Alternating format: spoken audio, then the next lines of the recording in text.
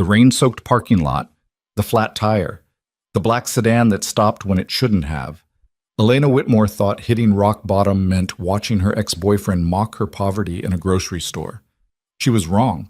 Rock bottom was the moment Lucien Moretti, East Coast Mafia boss, killer in a charcoal suit, looked at her tears and decided she belonged to him.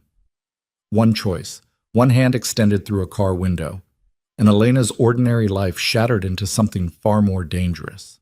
Stay with me until the end. Hit like and comment your city so I can see how far this story travels.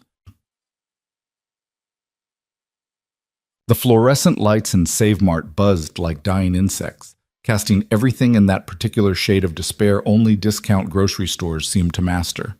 Elena Whitmore stood in the cereal aisle counting coins in her palm, literally counting coins, like some Dickens character, while her phone buzzed with another overdue rent notification she couldn't afford to open.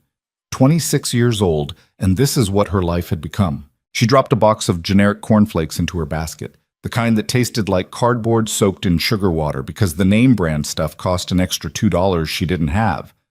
Her hand shook slightly as she moved through the aisles. Not from cold, from the particular exhaustion that came from working double shifts at a coffee shop that paid minimum wage, plus tips that barely covered bus fare. The thing about poverty wasn't that it was dramatic. It was that it was boring, soul-crushing in its mundane repetition. Wake up, go to work, smile at customers who didn't see you, come home to an apartment with heat that only worked half the time, eat ramen, sleep, repeat. Elena had stopped dreaming months ago. Dreams required energy she no longer possessed. She turned the corner into the produce section and her entire body went rigid. Grayson Vale stood 20 feet away, all 6'2" of polished perfection, wearing a cashmere coat that probably cost more than Elena's entire yearly income. His arm wrapped around a woman who looked like she'd stepped out of a yacht club catalog, blonde, elegant, dripping in diamonds that caught the terrible fluorescent light and somehow made it look intentional. Elena's stomach dropped so fast she thought she might vomit right there on the linoleum. She tried to turn around, tried to disappear back into the cereal aisle before he noticed her. Too late. Elena? Grayson's voice carried across the produce section with that particular tone of delighted surprise that meant he absolutely wasn't surprised at all. Elena Whitmore? Is that really you? Every instinct screamed at her to run. Instead, she turned slowly, forcing something resembling a smile onto her face. Grayson, hi.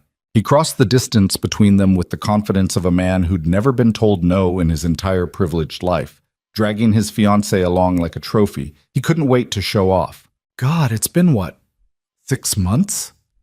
Grayson's eyes traveled over Elena's appearance with the kind of assessment that made her skin crawl, taking in her thrift store jeans, her worn sneakers, the clearance rack jacket with a small tear in the sleeve she'd tried to hide with a safety pin.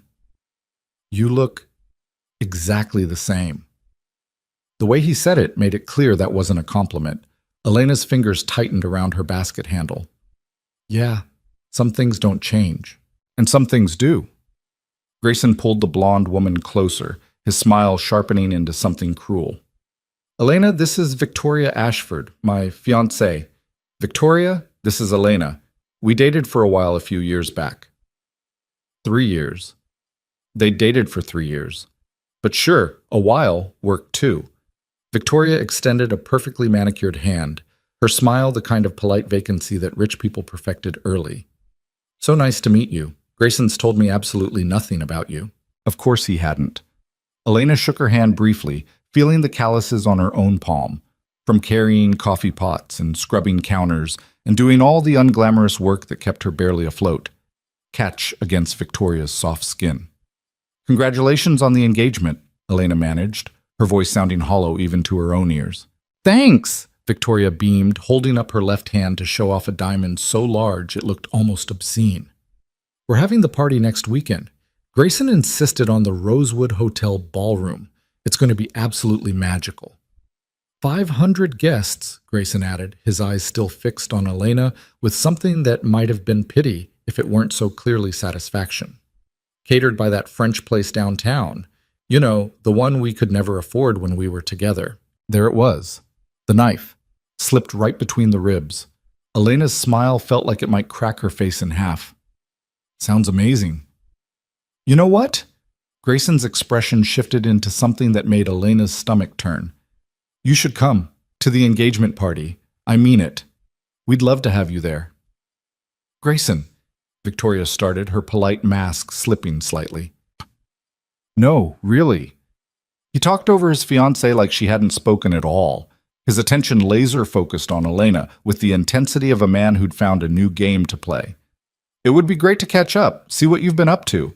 I'm sure you have so much to tell us about your life. The way he said your life made it sound like a joke. Elena felt something crack inside her chest, some last fragile piece of dignity or self-respect, or maybe just the pretense that she was fine, that the breakup hadn't destroyed her, that watching him move on to someone richer and prettier and more suitable hadn't gutted her completely. That's really kind, she heard herself say, but I'm actually pretty busy and… With what? Grayson's smile widened. Elena, come on, don't be like that. What could you possibly be too busy for? Your coffee shop job. I'm sure they can spare you for one evening. Victoria shifted uncomfortably, clearly sensing that this had stopped being polite small talk and started being something uglier. But Grayson wasn't finished. He leaned in slightly, his voice dropping to that intimate register that used to make Elena's heart race and now just made her feel sick. You know what I think? I think you're embarrassed. I think you're standing here in your discount grocery store counting coins for generic cereal, and you're embarrassed that your life turned out exactly like I said it would.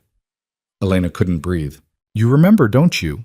Grayson continued, his tone almost gentle now, which somehow made it worse. When you told me you wanted to be a writer, and I told you that was a fantasy for rich people who could afford to fail? Looks like I was right. Something hot and sharp burned behind Elena's eyes. She would not cry. She absolutely would not give him the satisfaction of crying. The party's next Saturday, Grayson said, straightening up, his moment of cruelty apparently satisfied. 7 p.m., Rosewood Hotel. You should definitely come. I really want you to see what success actually looks like. He steered Victoria away, leaving Elena standing alone in the produce section with her basket of discount groceries and her dignity in tatters. She made it to the checkout. Made it through pain with crumpled bills and loose change while the cashier watched with thinly veiled judgment. Made it to the parking lot before the tears started. The rain had begun while she was inside. That cold, miserable November rain that soaked through cheap jackets and turned the world gray. Elena fumbled with her keys, her vision blurred, her hand shaking so hard she could barely get the key in the lock. Then she noticed the tire. Front passenger side. Completely flat. Of course. Of fucking course. Elena stood there in the rain, staring at the flat tire on her 15-year-old sedan that barely ran on good days, and something inside her just broke. She'd held it together through the breakup, through losing the apartment they'd shared, through watching Grayson's social media fill up with pictures of Victoria. Beautiful, wealthy Victoria, who probably never had to count coins for cereal in her entire life. But this? Standing in a grocery store parking lot in the rain with a flat tire and 2 bags of discount food, and the echo of Grayson's voice telling her she'd failed at everything she'd ever wanted? Elena sank down against the car door and put her face in her hands. She didn't hear the car pull up, didn't register anything until a voice, deep, controlled, with an accent she couldn't quite place, spoke from somewhere above her. You're bleeding. Elena's head snapped up. A man stood 3 feet away, and her first coherent thought was that he didn't belong here. Not in this parking lot, not in this neighborhood, not in any world where people like Elena existed. He was tall, well over 6 feet, wearing a charcoal suit that fit him like it had been made specifically for his body, which it probably had been. Dark hair swept back from a face that was handsome in a way that made you think of old movies and dangerous men. Sharp jawline, high cheekbones, eyes so dark they looked black in the dim parking lot light, and he was looking at her like she was a puzzle he intended to solve. I'm fine, Elena managed, her voice coming out rough. She wiped at her eyes and realized he was right. There was blood on her palm. She must have cut it on something. She didn't even remember when. You're not fine. He said it like he was stating a fact, not making an observation. You're sitting in the rain, you're hurt, and you're crying. Really great detective work. Elena pushed herself to her feet, swaying slightly. Thanks for the assessment. I'll be… The parking lot tilted sideways. Elena didn't realize she was falling until strong hands caught her arms, steadying her with a grip that was firm but surprisingly gentle. "When did you last eat?" the man asked, and there was something in his voice now, something that sounded almost like anger, except it wasn't directed at her. "I don't—" Elena tried to pull away and found she couldn't, not because he was holding her too tightly, because her legs wouldn't support her weight properly. "That's none of you're malnourished." Again, that tone of absolute certainty, like he could diagnose her entire life from one look. "Dehydrated, in shock, and bleeding. So I'm going to ask you one more time. When did you last eat a real meal?" Elena stared at him, her brain struggling to process what was happening. This man, this absurdly handsome stranger in an expensive suit, was standing in a discount grocery store parking lot in the rain, asking about her nutritional habits like it was his business. "Yesterday," she heard herself say, "I had toast, I think, for breakfast." His jaw tightened. Then he turned his head slightly and made a subtle gesture with one hand. Two men materialized out of the rain, both wearing dark suits, both built like they could break a person in half without effort, both moving with the kind of coordinated precision that made Elena's survival instincts suddenly start screaming. "Get her bags," the first man said quietly. "Put them in my car." One of the large men moved immediately to collect Elena's grocery bags from where she'd dropped them. "Wait," Elena tried to pull away again. "What are you? I don't even know you." "My name is Lucien Moretti." He said it like she should recognize it, like it should mean something. "And you're going to get in my car, let me feed you, and then we're going to have a conversation about why you're destroying yourself." "I'm not getting in your car." Elena finally managed to yank her arm free, stumbling back a step. "Are you insane? I don't know you. You could be a serial killer." Lucian's mouth curved into something that wasn't quite a smile. "A kidnapper? Something worse?" "Yeah, exactly. I'm not." He took a step closer, and Elena found herself frozen in place by the sheer intensity of his gaze. "But I am someone who watched you get systematically destroyed by that man in the grocery store. I watched him cut you to pieces with words designed to make you feel worthless, and I watched you stand there and take it because you've been trained to believe that's what you deserve." Elena's breath caught. "How long were you—" "Long enough." Lucien's voice dropped lower. "Long enough to see that you're barely surviving, that you're one bad day away from breaking completely, and I'm offering you a choice. You can stand here in the rain with a flat tire and a bleeding hand and tell yourself you're fine, or you can get in my car and let someone take care of you for one fucking night." Elena should have run. Every rational part of her brain was screaming at her to run, but Grayson's voice was still echoing in her head. Victoria's diamond ring was still burning behind her eyes. The flat tire was still mocking her from 3 feet away. And this stranger, this beautiful, dangerous stranger, was looking at her like she mattered, like she was worth saving. "One night," Elena whispered. Lucien's expression shifted into something that might have been satisfaction or might have been relief. "One night." He held out his hand. Elena looked at it for a long moment, at the strong fingers, the expensive watch, the subtle scars on his knuckles that suggested this man was no stranger to violence. Then she took it. The car was a black sedan that probably cost more than Elena's entire apartment building. Leather interior, tinted windows. The kind of vehicle that screamed money and power and things Elena had never been close to in her entire life. One of the large men opened the back door. Lucien guided her inside with a hand on her lower back, then slid in beside her. The door closed with a heavy, final sound. "Where are we going?" Elena asked, her voice barely above a whisper. Lucien was already pulling out his phone, typing something quickly. "My home. You need food, medical attention, and somewhere warm to sit down before you collapse." "I'm not going to collapse." He looked at her with one eyebrow raised. "You fainted in my arms 30 seconds ago." "I didn't faint. I just fainted." He finished typing and pocketed his phone, then turned his full attention on her. "Tell me about the man in the grocery store." Elena's throat tightened. "Why?" "Because I want to know who made you cry." There was something in the way he said it, Something cold and dangerous that made Elena suddenly very aware that she was in a car with a complete stranger who had bodyguards and moved through the world like violence was a language he spoke fluently. "He's my ex-boyfriend," Elena said quietly. "Grayson Vale. We dated for 3 years. He left me for someone better." Better? Lucian repeated the word like it tasted wrong. Define better. Richer, prettier, more educated, better family, better prospects, better everything. And he felt the need to destroy you in a grocery store because... Elena laughed, the sound hollow. Because he could? Because it made him feel good? I don't know. Maybe he thought he was being kind by inviting me to watch him celebrate his engagement to someone who isn't me. Lucien was quiet for a long moment. When he spoke again, his voice was very soft, very controlled. What's his full name? Why? Answer the question. Elena's pulse kicked up. Grayson Alexander Vale. He works at some investment firm downtown. Why does it matter? Lucian didn't answer. Instead, he pulled out his phone again and made a call.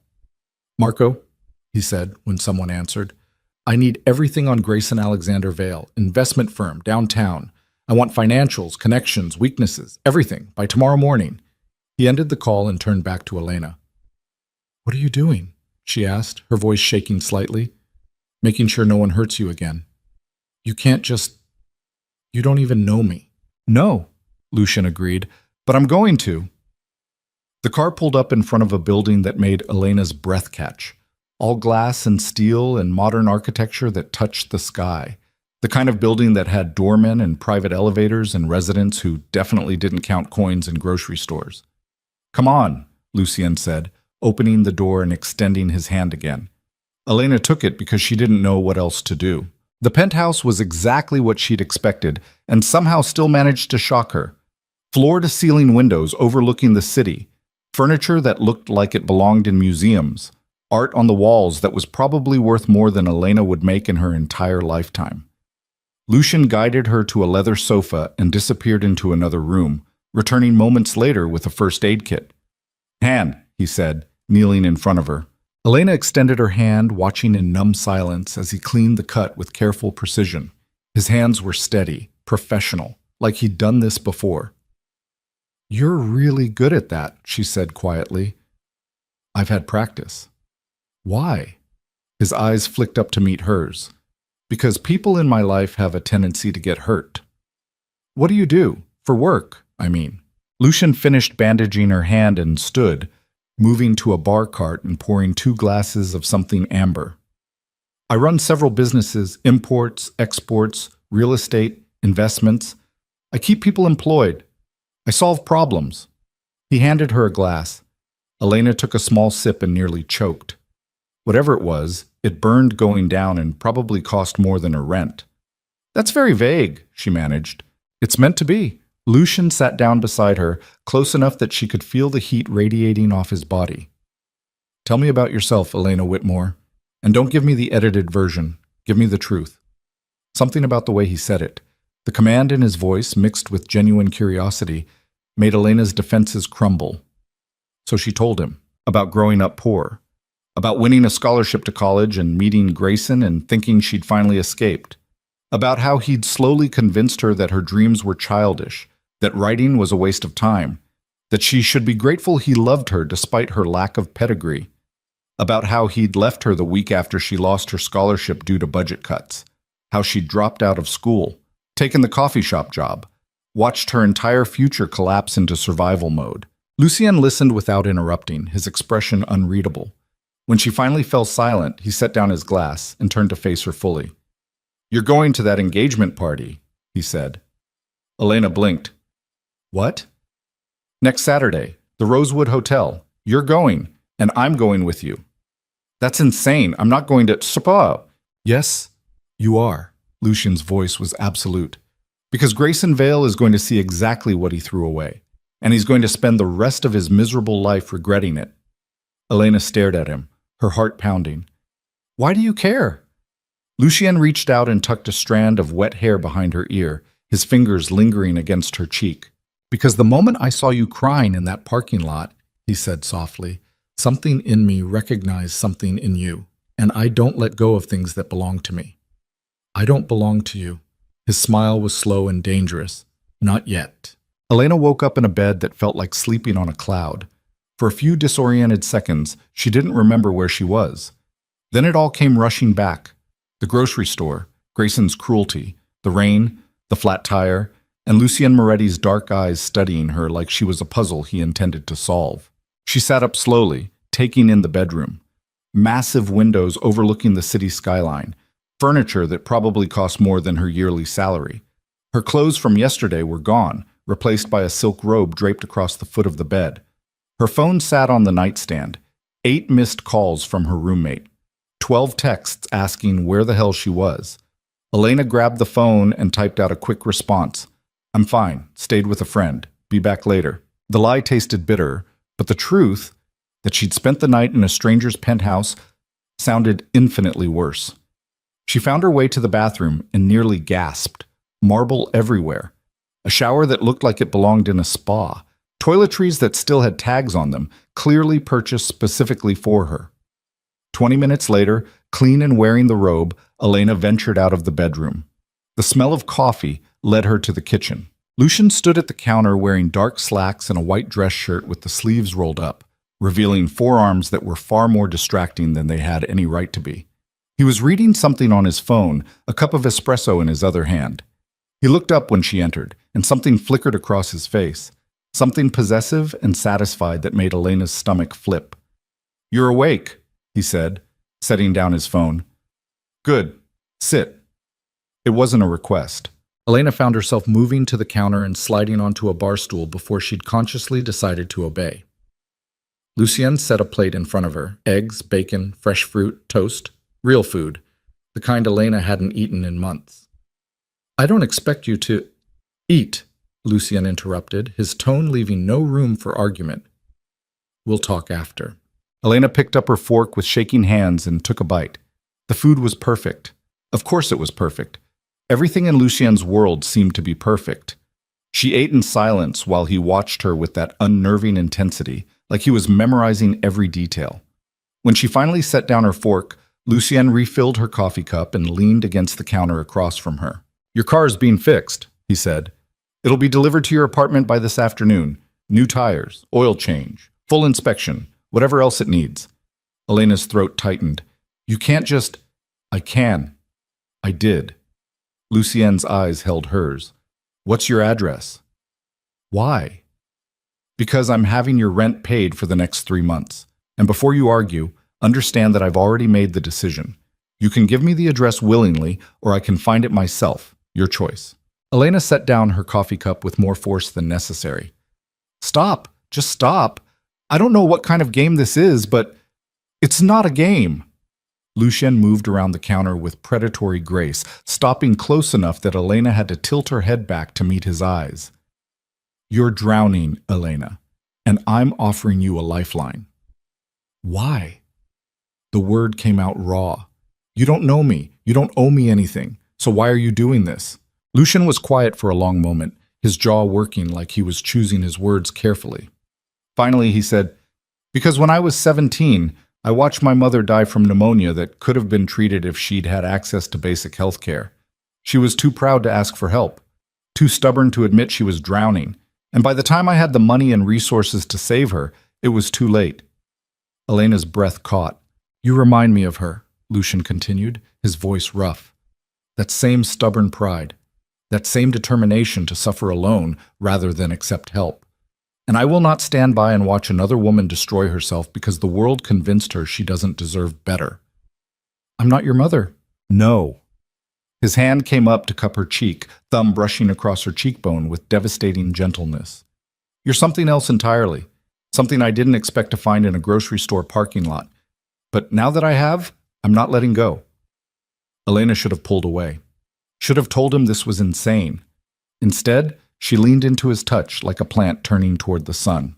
The engagement party, Lucien said, his thumb still tracing patterns on her skin. You're going. With me. And we're going to make sure Grayson Vale understands exactly what he lost. This is crazy. Probably. Lucien's mouth curved into a smile that was equal parts dangerous and beautiful. But I've built an empire on calculated risks, and you, Elena Whitmore, are worth the gamble. Over the next week, Elena's life transformed into something she didn't recognize. A designer showed up at her apartment with dresses. Not one dress. 6 dresses, each more beautiful than the last, each tailored specifically to her measurements that Lucien had somehow obtained. Her phone buzzed with texts from an unknown number that she quickly realized was Lucien. Did you eat breakfast? Your car is in your building's parking lot. Keys with the doorman. There's a package at your door. Open it. The package contained books. First editions of novels Elena had mentioned loving during their late-night conversation. Books she'd sold years ago to pay rent. Elena stared at them for 20 minutes before she could breathe properly. At work, flowers arrived. Massive arrangements that made her coworkers whisper and stare. No card. But Elena knew. She tried to call him, to tell him to stop, to explain that this was too much, too fast, too overwhelming. He didn't answer. Instead, he showed up at the coffee shop during her shift. Elena looked up from steaming milk and her heart stopped. Lucien stood at the counter wearing a charcoal suit that probably cost more than every piece of furniture in the entire cafe combined. His presence seemed to suck all the air out of the room. Other customers stared. Her manager nearly dropped a tray. Black coffee, Lucien said calmly, like he ordered coffee from terrified baristas every day, which he probably did. Elena's hands shook as she poured. You can't keep doing this. Doing what? This. She gestured helplessly at the flowers wilting slightly in the corner, at the expensive books waiting at her apartment, at him. All of this. It's too much. Lucien accepted the coffee and handed her $100 bill. Keep the change. Lucien. He leaned across the counter, close enough that she could smell his cologne. Something dark and expensive and absolutely devastating. Saturday night, he said quietly. I'll pick you up at 6. Wear the black dress, the one with the open back. How did you know which? I know everything about you, Elena. His eyes held hers with terrifying intensity. What you drink, what you read, what makes you smile, what makes you cry. And by the time this is over, I'll know every other secret you're hiding. He straightened and walked out, leaving Elena standing behind the counter with her heart hammering and her coworkers staring at her like she'd just been visited by a beautiful, well-dressed storm. Her manager appeared at her elbow. Who the hell was that? I don't know, Elena whispered. But that was a lie. She knew exactly who Lucien Moretti was. She just didn't know why he'd decided she was worth this much attention. Thursday night, Elena's roommate cornered her in their tiny kitchen. Okay, spill, Jessica demanded, blocking the refrigerator with her body. Who's the mystery man sending you flowers and expensive gifts? And don't say just a friend, because friends don't send first edition novels and designer dresses. Elena sighed, pulling out her phone and showing Jessica the texts. Jessica's eyes widened as she scrolled. Holy shit! Elena, this guy is either deeply in love with you or a serial killer. Possibly both. I met him a week ago. A week ago? Jessica's voice hit a pitch that probably bothered dogs. You met this man a week ago, and you're going to Grayson's engagement party with him. Are you insane? Probably. Does he know you're broke? He knows everything. Elena took her phone back. That's the problem. He knows I'm broke and drowning and barely keeping it together, and instead of running away like any sane person, he's helping. People don't just help, Elena, not without wanting something in return. I know. So what does he want? Elena thought about Lucien's hand on her cheek. His voice saying, you're something else entirely. The way he looked at her like she was precious and rare and worth protecting. I don't know, she said quietly, but I think I'm going to find out Saturday night. Saturday arrived like a storm on the horizon. Elena spent the afternoon in a state of barely controlled panic, trying on the black dress 3 times and nearly talking herself out of going at least 7 times. The dress was obscene. That was the only word for it. Silk that hugged every curve, a neckline that plunged just enough to be dangerous, and a back that was completely bare except for thin straps crossing her shoulder blades. She looked like someone else, someone confident, someone powerful, someone who belonged on Lucien Moretti's arm. At exactly 6 o'clock, her phone buzzed. I'm downstairs. Elena grabbed her clutch with shaking hands and headed for the door.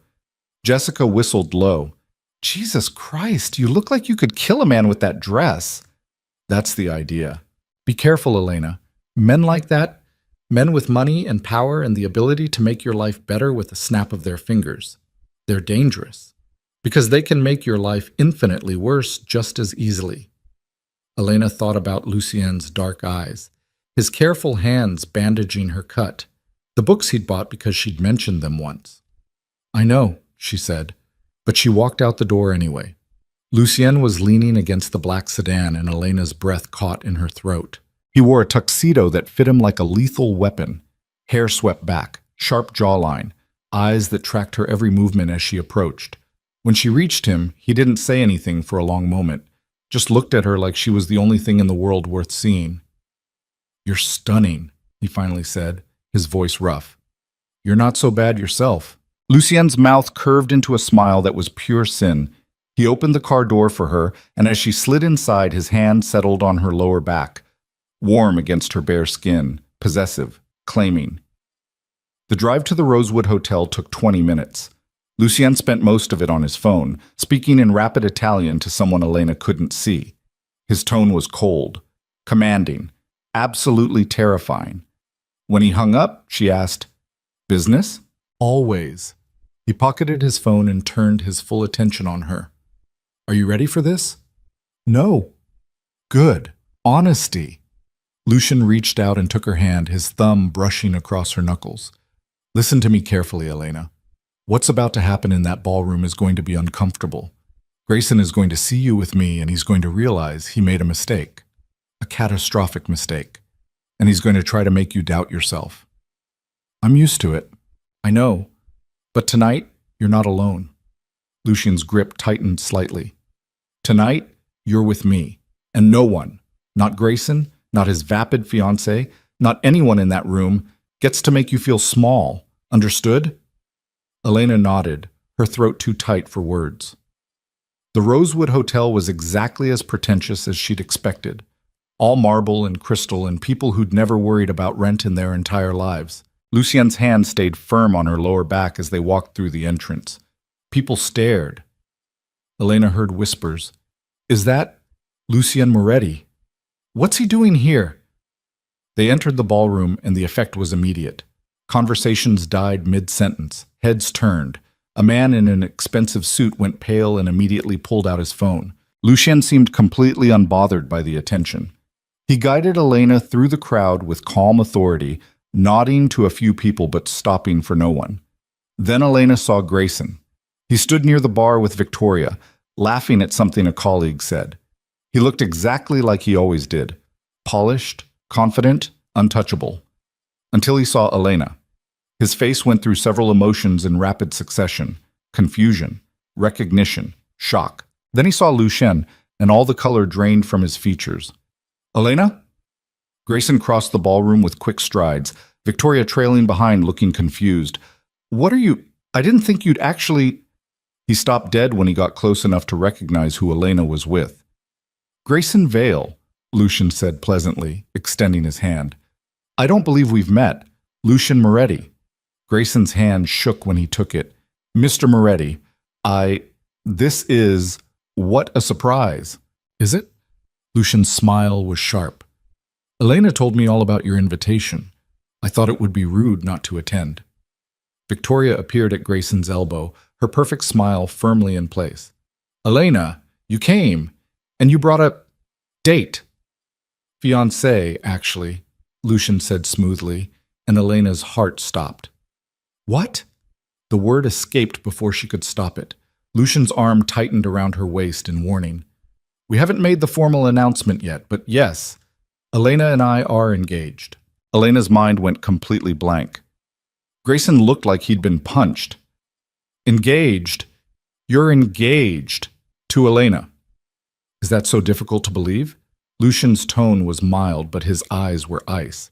"Your loss is my extraordinary gain.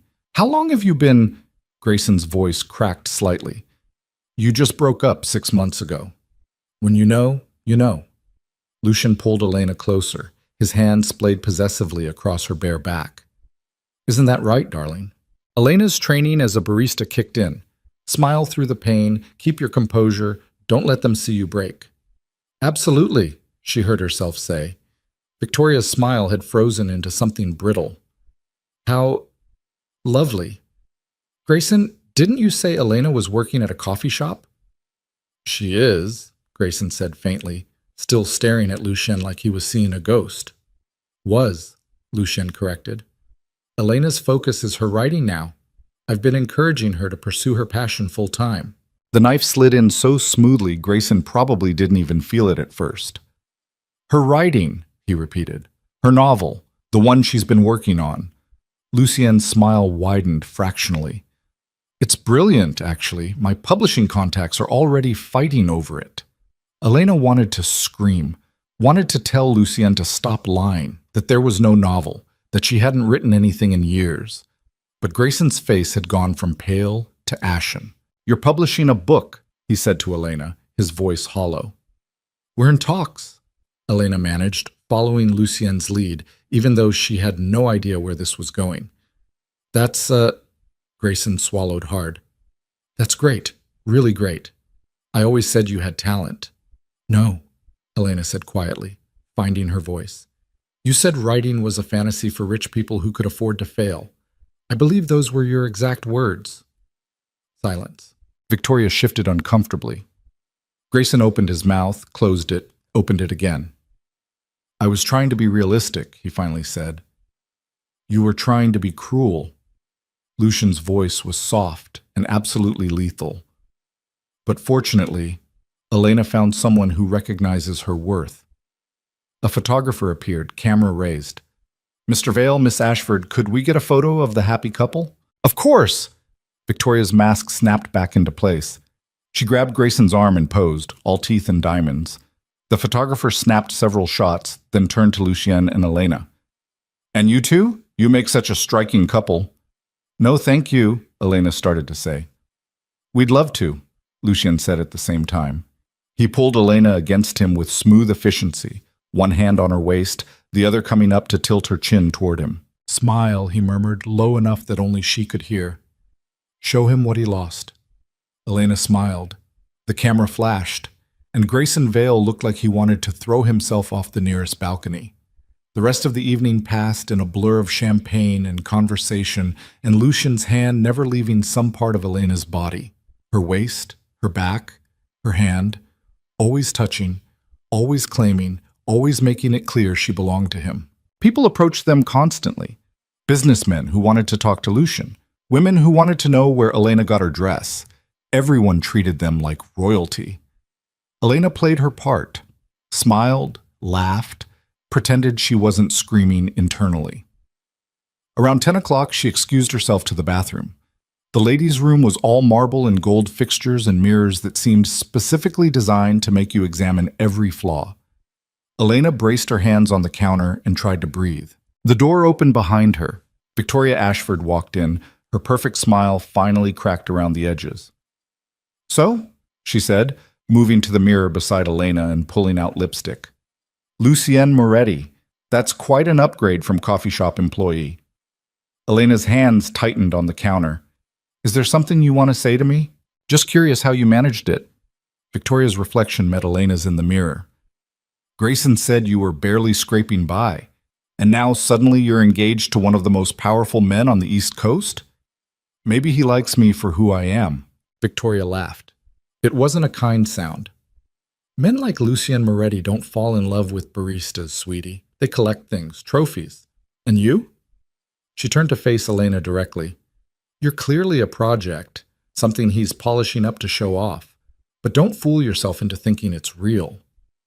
You don't know anything about us. I know men. Victoria's smile sharpened. And I know that whatever game you think you're playing, you're way out of your league. Lucien Moretti is dangerous, the kind of dangerous that gets people hurt. And when he's done with you, and he will get done with you, you're going to wish you'd stayed in your little coffee shop with your little life. The bathroom door opened again. A woman in a red dress walked in, took one look at the tension, and quickly retreated. Elena's voice came out steady despite the trembling in her hands. Are you finished? Just offering some friendly advice. Victoria touched up her lipstick with practiced ease. But by all means, enjoy your fairy tale while it lasts. She swept out, leaving Elena alone with her reflection and the echo of doubts that were starting to sound a lot like truth. Elena returned to the ballroom to find Lucien in deep conversation with a man who looked vaguely familiar. A politician, maybe. Or a lawyer. Someone important enough that even Victoria's father was hovering nearby, looking nervous. Lucien's eyes found Elena the moment she entered the room. He excused himself from the conversation with smooth efficiency and crossed to her in long strides. "What's wrong?" "Nothing." His jaw tightened. "Don't lie to me, Elena. What happened?" "Victoria cornered me in the bathroom, said I was a project, a trophy, that you're dangerous and you'll get bored and—" Elena's voice cracked. "She's right, isn't she? This whole thing is insane. We don't know each other. You can't possibly want—" Lucien's hand came up to cup her face, forcing her to meet his eyes. "Listen to me very carefully," he said, his voice low and intense. "Victoria Ashford is a vapid socialite who married for money and status and can't comprehend that someone might value anything else. She sees the world through a lens of transactions because that's the only language she speaks. But that's not us. Then what is us? I don't know yet." Lucien's thumb brushed across her cheekbone. "But I know that when I saw you crying in that parking lot, something in me shifted. I know that I think about you constantly. I know that I want to destroy anyone who's ever hurt you, and I know that I'm not letting you go. Why? Because you're mine." He said it like it was a simple fact, like gravity. "And I protect what's mine." Before Elena could respond, a commotion erupted near the entrance. Men in dark suits were entering the ballroom. Professional. Coordinated. Moving with the kind of purpose that made Elena's survival instincts start screaming. FBI. The letters were emblazoned across their jackets. "Ladies and gentlemen," one of them announced, his voice carrying across the suddenly silent ballroom, "we apologize for the interruption. We're looking for Grayson Alexander Vale." Grayson went white. "There must be some mistake," he said, his voice shaking. "I don't—" "Grayson Alexander Vale, you're under arrest for fraud, embezzlement, and money laundering." The agent pulled out handcuffs with practiced efficiency. "You have the right to remain silent." The ballroom exploded into chaos. Victoria screamed. Guests pulled out phones. Cameras flashed. Grayson's father rushed forward, shouting about lawyers. Elena stood frozen, watching it all unfold like a nightmare. Then she felt Lucien's breath against her ear. "I told you," he murmured. "No one gets to hurt you and walk away." Elena's blood went cold. She turned slowly to look at him, and something in his expression, satisfaction, possessiveness, absolute certainty, made everything click into place. "You did this," she whispered. "I did." "How?" "Grayson's been stealing from investors for years, laundering money through shell corporations. I had my people dig into his financials. The evidence was remarkably easy to find once I knew where to look." Lucien's hand tightened on her waist. "The FBI has been building a case for months. I simply expedited the process." Elena couldn't breathe. "You destroyed him." "Yes. Because he made me cry in a grocery store, among other reasons." Lucien's eyes held hers without remorse. "But primarily, yes. Because he made you cry. Because he tried to make you feel worthless. Because he threw away something precious and needed to understand the consequences." "You're insane." "Probably." His mouth curved into that dangerous smile. "But I'm your kind of insane, Elena. And the sooner you accept that, the easier this will be." The FBI agents were leading Grayson out in handcuffs. Victoria was sobbing dramatically. Guests were fleeing like rats from a sinking ship. And Lucien Moretti stood there holding Elena like she was the only stable thing in a world gone mad. "I need to go," Elena said, her voice shaking. "I need to leave. I need to think." "No." "Lucien, you can leave if you want." His grip loosened slightly, giving her the option. "I won't stop you, but understand that if you walk away now, I'm going to give you exactly 3 days to process what happened. And then I'm coming for you. And when I do, I'm not letting you run again." Elena stared at him, her heart hammering, her mind screaming at her to flee. But her traitorous body leaned into his warmth. "Why 3 days?" Lucien's smile widened. Because that's how long I can stand being away from you before I lose my mind completely. You barely know me. I know enough. His hand came up to tangle in her hair. I know you're terrified right now. I know you're trying to convince yourself that I'm a monster, and I know that despite all of that, you haven't pulled away. You're still here, still letting me touch you, still looking at me like I'm something other than the nightmare everyone else sees. What am I supposed to do with this? Elena's voice cracked. You just destroyed a man's life in front of 500 people because he was cruel to me. That's not normal. That's not... I never claimed to be normal. Lucian pulled her closer until they were pressed together and she could feel his heartbeat against her chest. I'm a dangerous man, Elena. I've done terrible things. I've hurt people. I've built an empire on fear and violence and carefully calculated revenge. But with you, his voice dropped to a whisper. With you, I want to be something better, something worth keeping. Sirens wailed outside. Camera flashes lit up the ballroom like lightning. And Elena Whitmore stood in the arms of a man who'd just proven exactly how far he'd go to protect her. 3 days, she whispered. Lucian's eyes blazed with triumph and something darker, something possessive. 3 days, he agreed. And then you're mine, Elena, completely. No more running, no more doubts. Mine. He kissed her then, hard and claiming and absolutely devastating. And when Elena finally pulled away, breathless and shaking, she realized with perfect clarity that she was already lost. The question wasn't whether she'd belong to Lucien Moretti. The question was whether she'd survive what that belonging would cost. Elena didn't go home that night. She sat in the back of Lucian's sedan watching the city lights blur past while her mind tried to process what had just happened. Grayson arrested. His life destroyed. 500 witnesses watching him led away in handcuffs while cameras flashed and his fiancée sobbed. All because Lucien Moretti had decided Elena was worth protecting. The car pulled up to Lucian's building and Elena found herself moving on autopilot. Through the lobby, into the private elevator, up to the penthouse where this had all started a week ago. A week. 1 week since she'd been crying in a parking lot with a flat tire. Now she was standing in a multi-million-dollar penthouse with a man who just orchestrated the complete destruction of her ex-boyfriend's life like it was nothing. Lucian poured 2 glasses of whiskey and handed her one. Elena drank it in one burning swallow. Talk to me, Lucian said quietly. What do you want me to say? Elena's voice came out sharper than she intended. Thank you for committing what I'm pretty sure was multiple felonies on my behalf. Congratulations on being a terrifying human being. You're angry. Of course I'm angry. Elena slammed the glass down on the counter hard enough that she was surprised it didn't shatter. You didn't ask me if I wanted this. You didn't consult me before you decided to destroy another person's entire existence. You just did it. Lucien's expression didn't change. Would you have said yes if I'd asked? That's not the point. It's exactly the point. He moved closer, his presence overwhelming in the quiet room. You would have said no. You would have told me Grayson wasn't worth it, that you didn't want revenge, that you'd rather suffer in silence than cause anyone else pain, because that's who you are, Elena. You'd rather bleed quietly than make someone else hurt. And that's bad? It's self-destructive. Lucien's keen hand came up to cup her face, thumb brushing across her cheekbone. Grayson Vale was stealing millions from innocent people. He was laundering money for some very dangerous individuals. The FBI would have caught him eventually. I simply accelerated the timeline. Because he made me cry. Yes. No hesitation, no shame.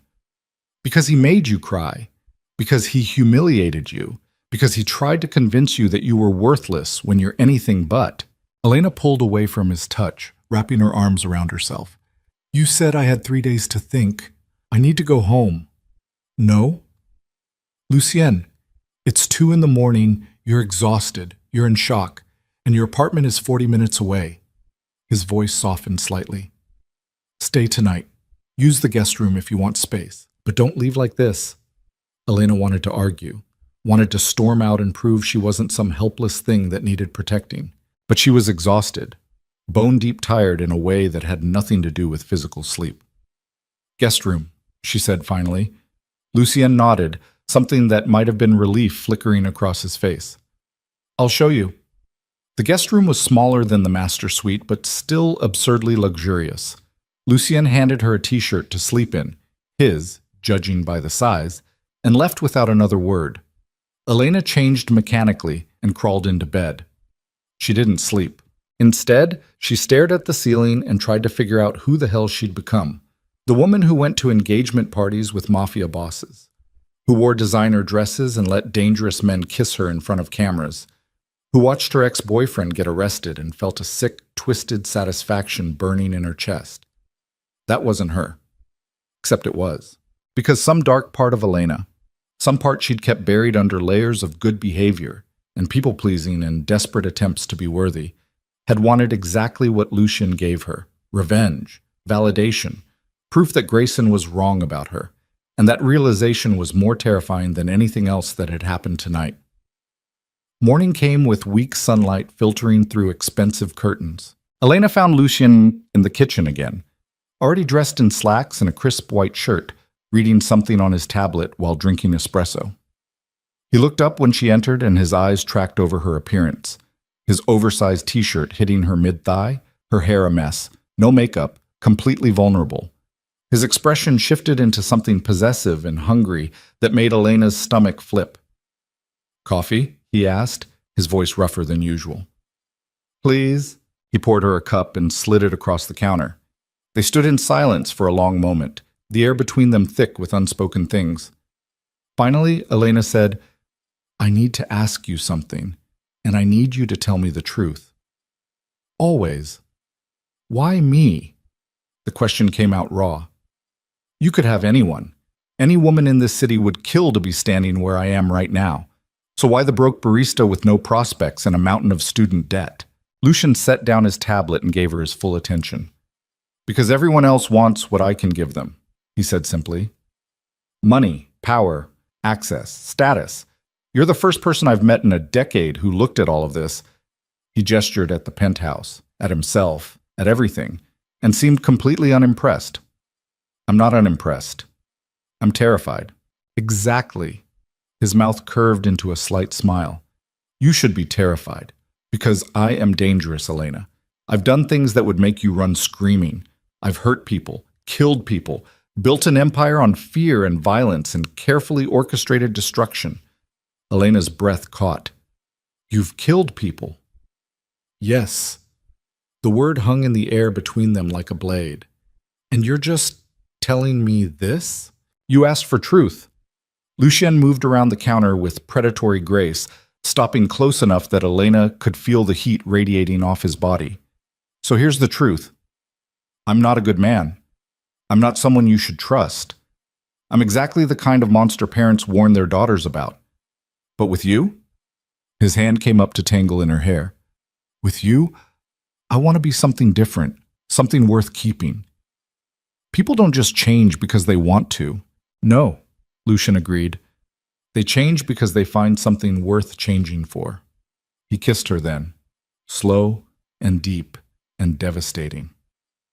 Elena knew she should pull away, should run, should do literally anything except kiss him back.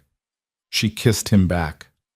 When they finally broke apart, both breathing hard, Lucien rested his forehead against hers.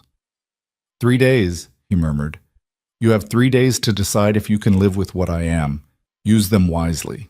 Elena spent those 3 days in a fog of confusion and denial. She went back to her apartment, back to work, tried to pretend her life was normal. It didn't work. Her phone buzzed constantly with texts from Lucien. Never pushy, never demanding, just there. "Did you eat breakfast? How was work? I'm thinking about you." Her coworkers whispered every time she walked past. Someone had posted photos from the engagement party online. Elena in that black dress on Lucien's arm. The kiss. Grayson being led away in handcuffs. The images had gone viral. Jessica cornered her Tuesday night with a bottle of wine and a laptop full of search results. "Okay, so I Googled your boyfriend," Jessica said, pouring them both generous glasses. "And holy shit, Elena, do you have any idea who Lucien Moretti actually is? He told me he runs several businesses. He runs the entire East Coast criminal underworld." Jessica turned the laptop around, showing Elena article after article. Connections to organized crime, suspected involvement in money laundering, racketeering, extortion.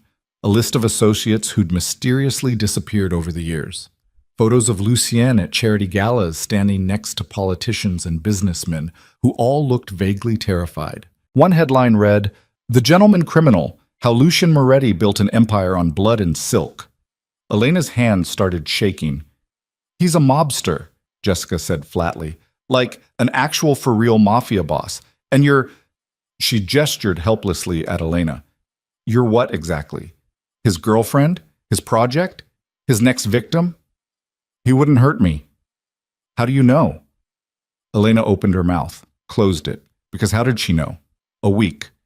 She'd known him for a week. "I just do," she finally said, the words sounding hollow even to her own ears. Jessica grabbed Elena's hands across the table. "Listen to me. I love you. You're my best friend, and I am begging you to be smart about this. Men like Lucien Moretti don't fall in love with normal people. They collect them, use them, and when they're done, they throw them away." Victoria said the same thing. "Then maybe you should listen," Jessica's voice cracked. "Because I don't want to identify your body 6 months from now when he gets bored and decides you know too much." Elena pulled her hands away. "It's not like that." "Then what is it like?" Elena didn't have an answer. Wednesday morning, a package arrived at her apartment. Inside was a manuscript, thick, professional, with Elena's name on the cover. Her hands shook as she opened it. It was her writing, not recent writing, stories she'd written years ago, in college, before Grayson had convinced her it was a waste of time. Pieces she'd posted online under a pseudonym and then deleted in a fit of self-loathing. Lucien had found them, compiled them, printed them.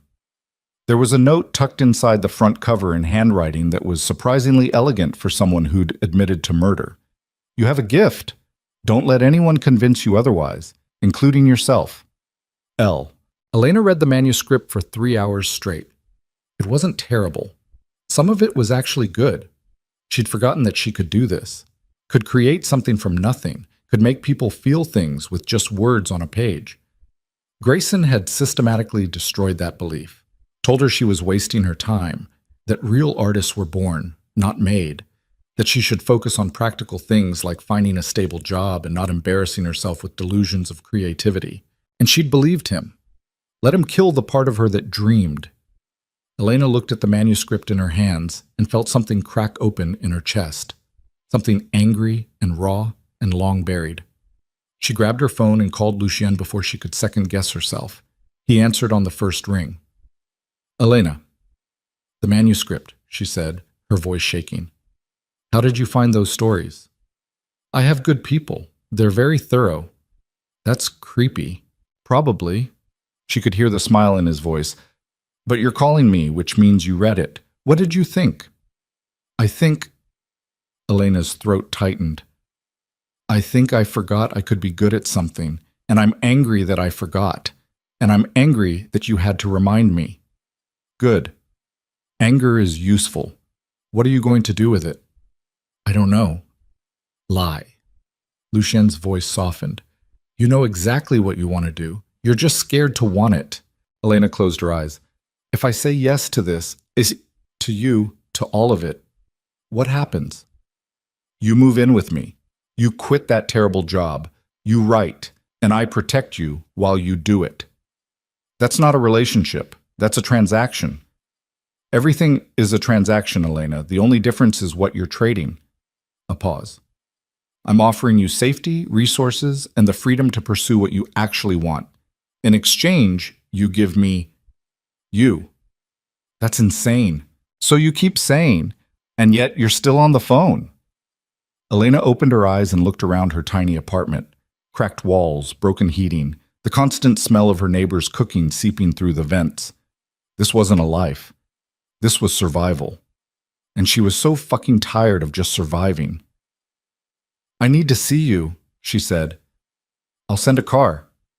"No, I'll come to you. Give me the address." Lucien was quiet for a moment. "You know where I live, Elena. Not the penthouse. Your real home. The one you mentioned, where you actually spend your time. Another pause, longer this time. You're sure? No, but send me the address anyway. The address led her an hour outside the city to a property that could only be described as an estate. Stone walls, iron gates, security that made Elena's stomach clench. The guard at the gate checked her ID against a list and waved her through with an expression that suggested he already knew exactly who she was. The main house sat at the end of a long driveway lined with trees. Italian architecture, beautiful and imposing and absolutely terrifying in its obvious wealth. Lucien was waiting on the front steps. He wore jeans and a dark sweater, more casual than Elena had ever seen him, and somehow even more devastating because of it. She got out of her car and stood there, suddenly uncertain. "You came," Lucien said, walking down the steps toward her. "You sound surprised." "I thought you might run." "I still might."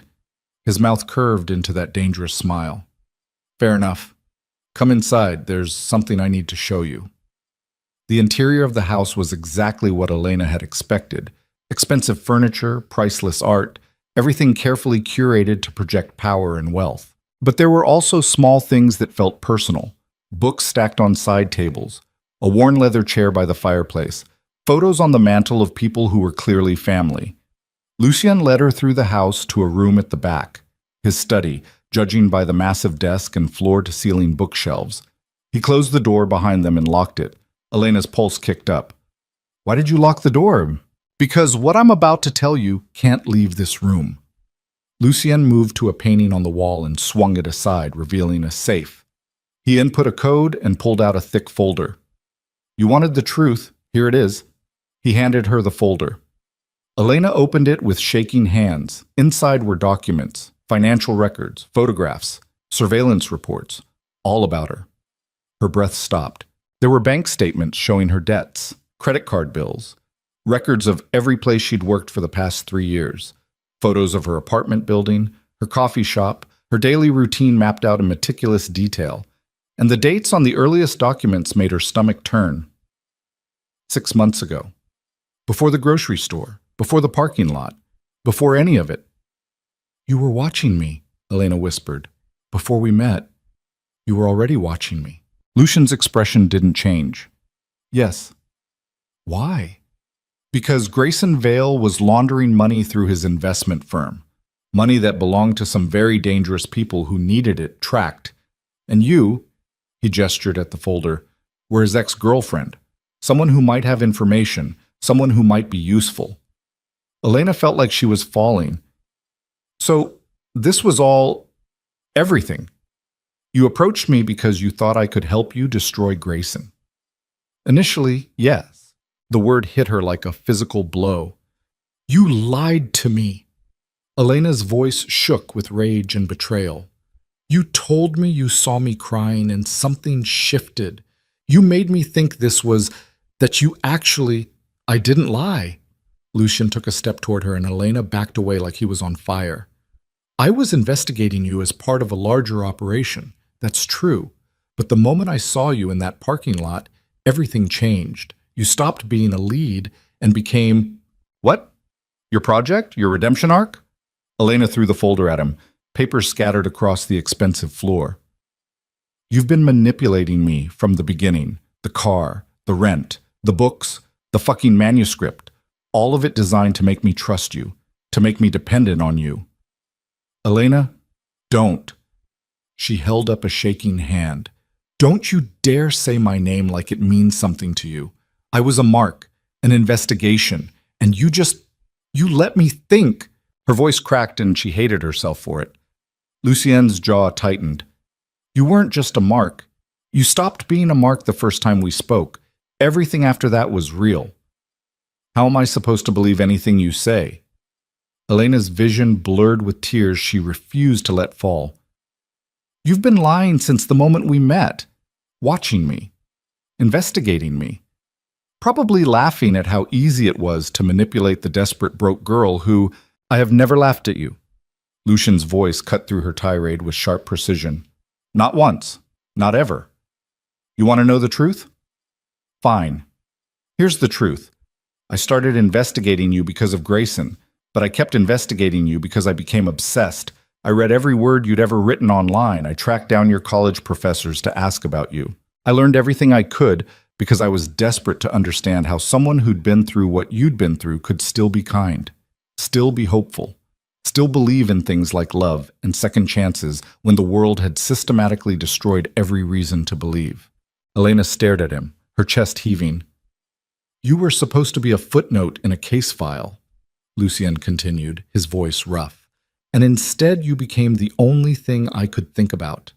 The only person who made me want to be something other than what I am. So yes, I investigated you. Yes, I manipulated circumstances to bring us together. And yes, I orchestrated Grayson's arrest partially as revenge for what he did to you. But none of that changes the fact that He stopped abruptly. That you what? Elena demanded. Lucien looked at her with an expression she'd never seen before. Vulnerable, almost desperate. That I love you, he said quietly. I know it's too soon. I know it's insane. I know you have every reason not to believe me. But I love you, Elena, and I will spend the rest of my life proving it if you'll let me. The words hung in the air between them. Elena wanted to scream, wanted to throw something, wanted to run out of this house and never look back. Instead, she heard herself say, "Show me the rest." What? The folder only had financial records and surveillance. But if you were really investigating me as a lead on Grayson, there would be more. Show me everything. Lucien hesitated. Show me, Elena repeated, her voice hard. He moved back to the safe and pulled out another folder, thicker than the first. Elena took it and started reading. This folder contained interrogation reports. Not of her, of people who knew her. Her roommate Jessica, her manager at the coffee shop, former professors, even her estranged mother, who Elena hadn't spoken to in 5 years. All of them questioned about Elena's relationship with Grayson, her habits, her friends, her vulnerabilities. And buried in the middle of the file was a document that made Elena's blood run cold. A psychological profile, written by someone with credentials in behavioral analysis, detailing Elena's personality traits, likely responses to various stimuli, and, this was the part that made bile rise in her throat, recommendations for how best to gain her trust. Subject responds well to acts of service and protection. History of abandonment suggests she will form strong attachments to anyone who demonstrates consistent care. Recommend approach based on rescue dynamic. Subject's low self-esteem makes her vulnerable to attention from high-status individuals. Elena read it 3 times, each word burning itself into her brain. This is a manual, she said, her voice hollow. You literally created a manual on how to manipulate me. It was standard procedure for the investigation. Stop calling it an investigation, Elena's voice cracked. You psychologically profiled me like I was some kind of suspect. You mapped out my weaknesses. You identified exactly how to make me fall for you, and then you followed the fucking playbook. That's not what happened. That's exactly what happened. Elena threw the folder at him again. The parking lot, the food, the car, the rent, the books. Every single move you made was calculated, designed specifically to exploit my abandonment issues and low self-worth.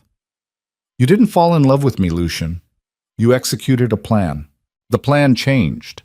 Lucien's hands clenched into fists at his sides.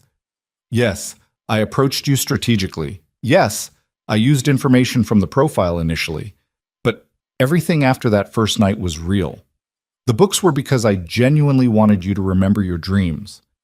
The manuscript was because I think you're talented. How am I supposed to know what's real? Elena's voice broke completely. How am I supposed to trust any of this when you've proven you're willing to psychologically manipulate me to get what you want?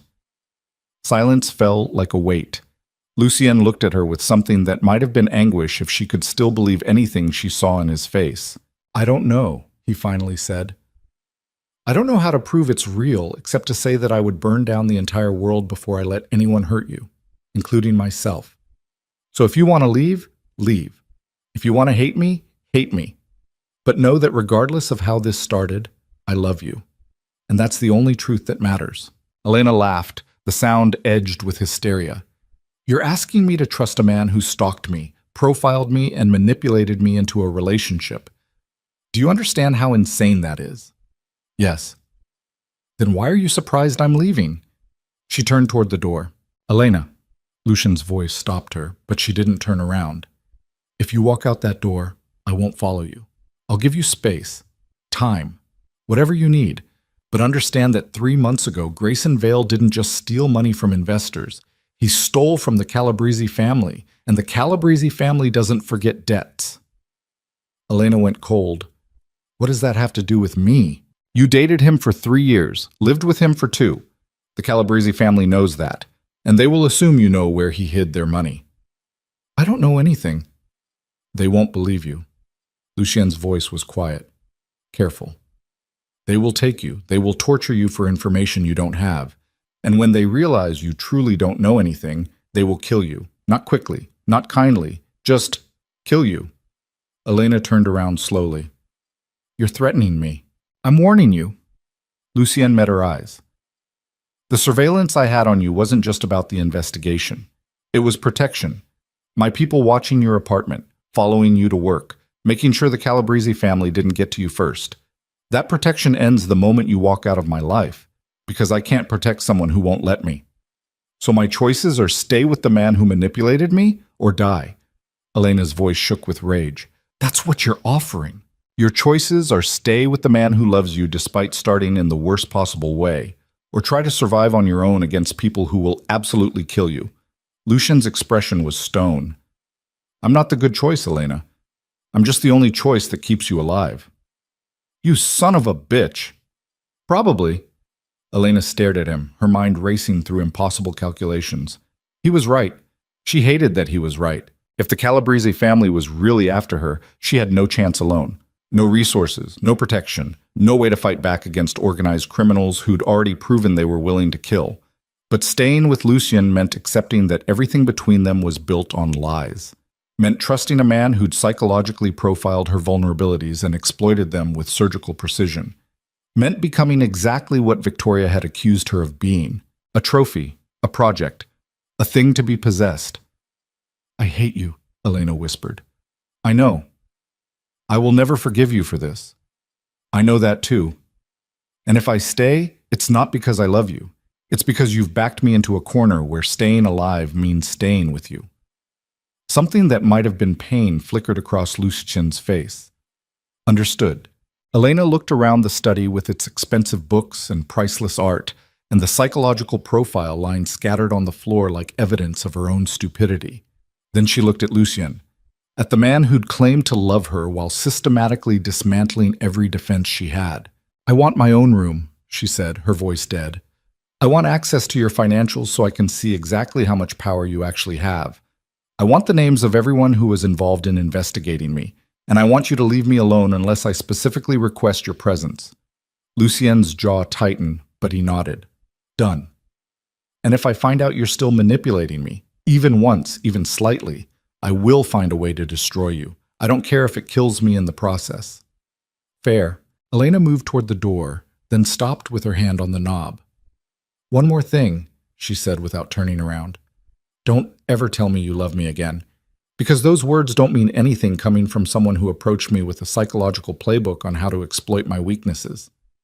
She left before he could respond, walking through the beautiful house that would apparently be her prison, feeling the weight of impossible choices crushing down on her shoulders. Behind her, she heard the sound of something shattering, glass maybe, or a vase, or possibly just whatever illusion she'd been stupid enough to believe about men who claimed to rescue broken women in parking lots. Elena found a bedroom far from the master suite and locked herself inside. Only then did she let herself cry. Not for Grayson, not for the life she'd lost, but for the dream she'd almost believed, that someone powerful and dangerous could look at her and see something worth loving. That dream was dead now, and Elena had no idea how to survive what came next when her only choice was to live with the man who'd killed it.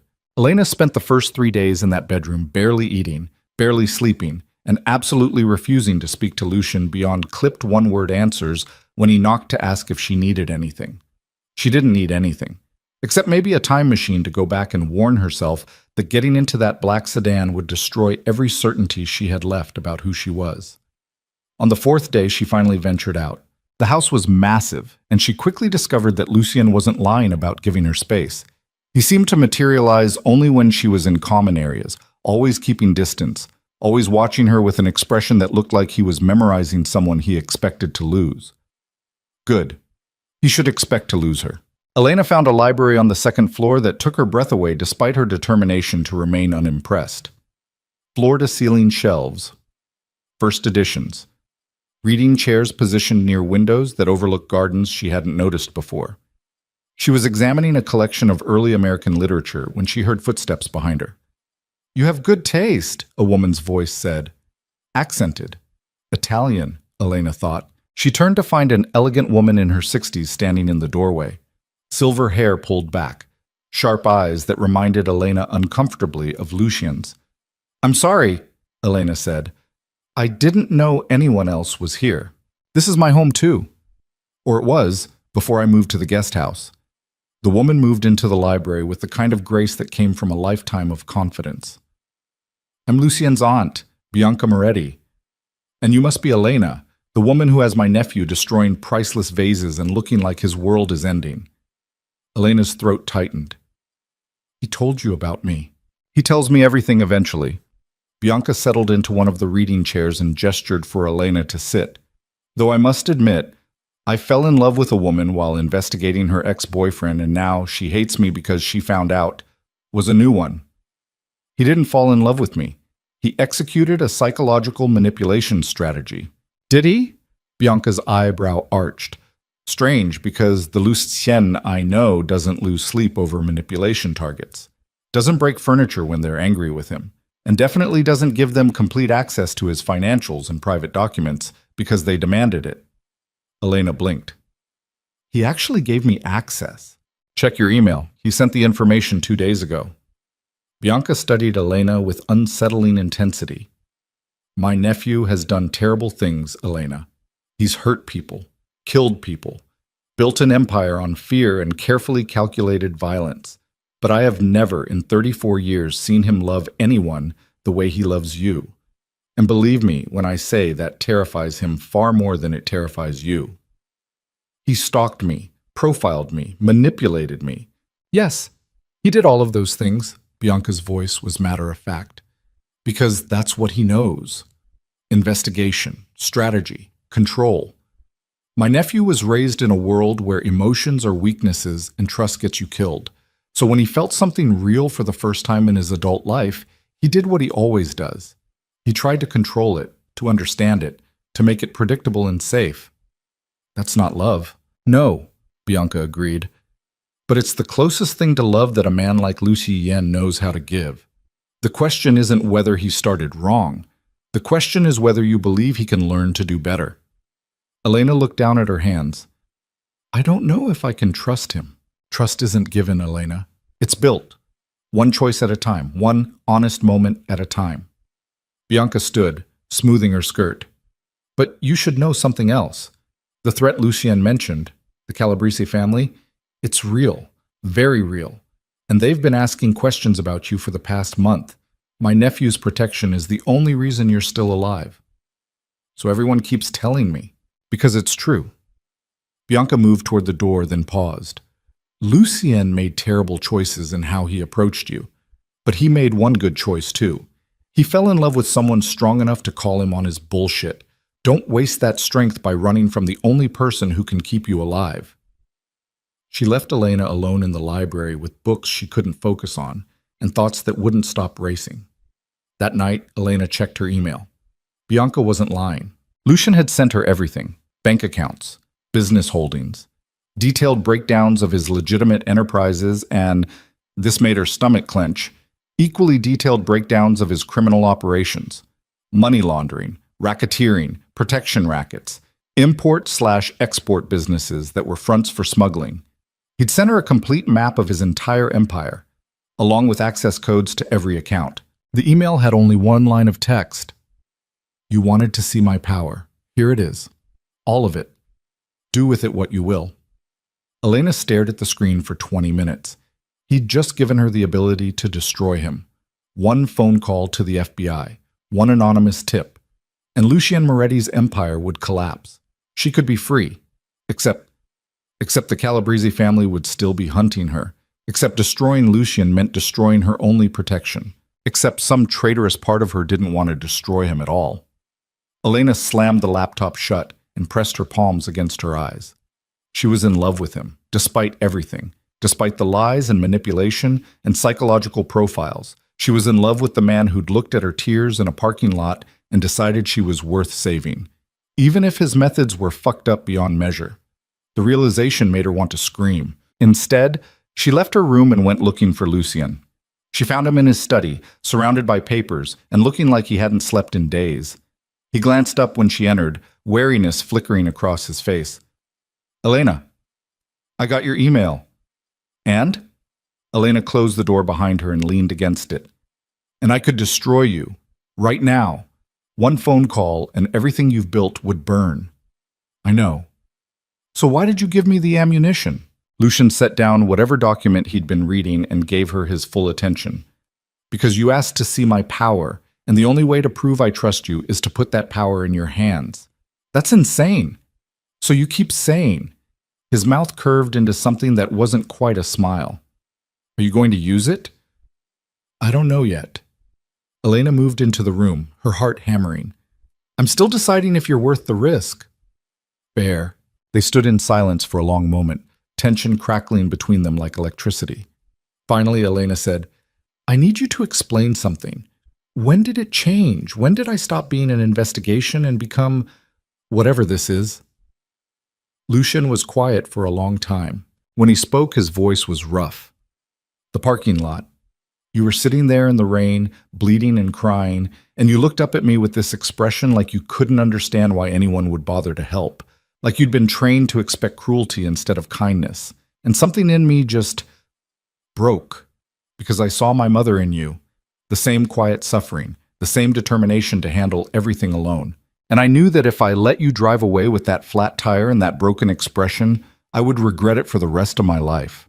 Elena's breath caught.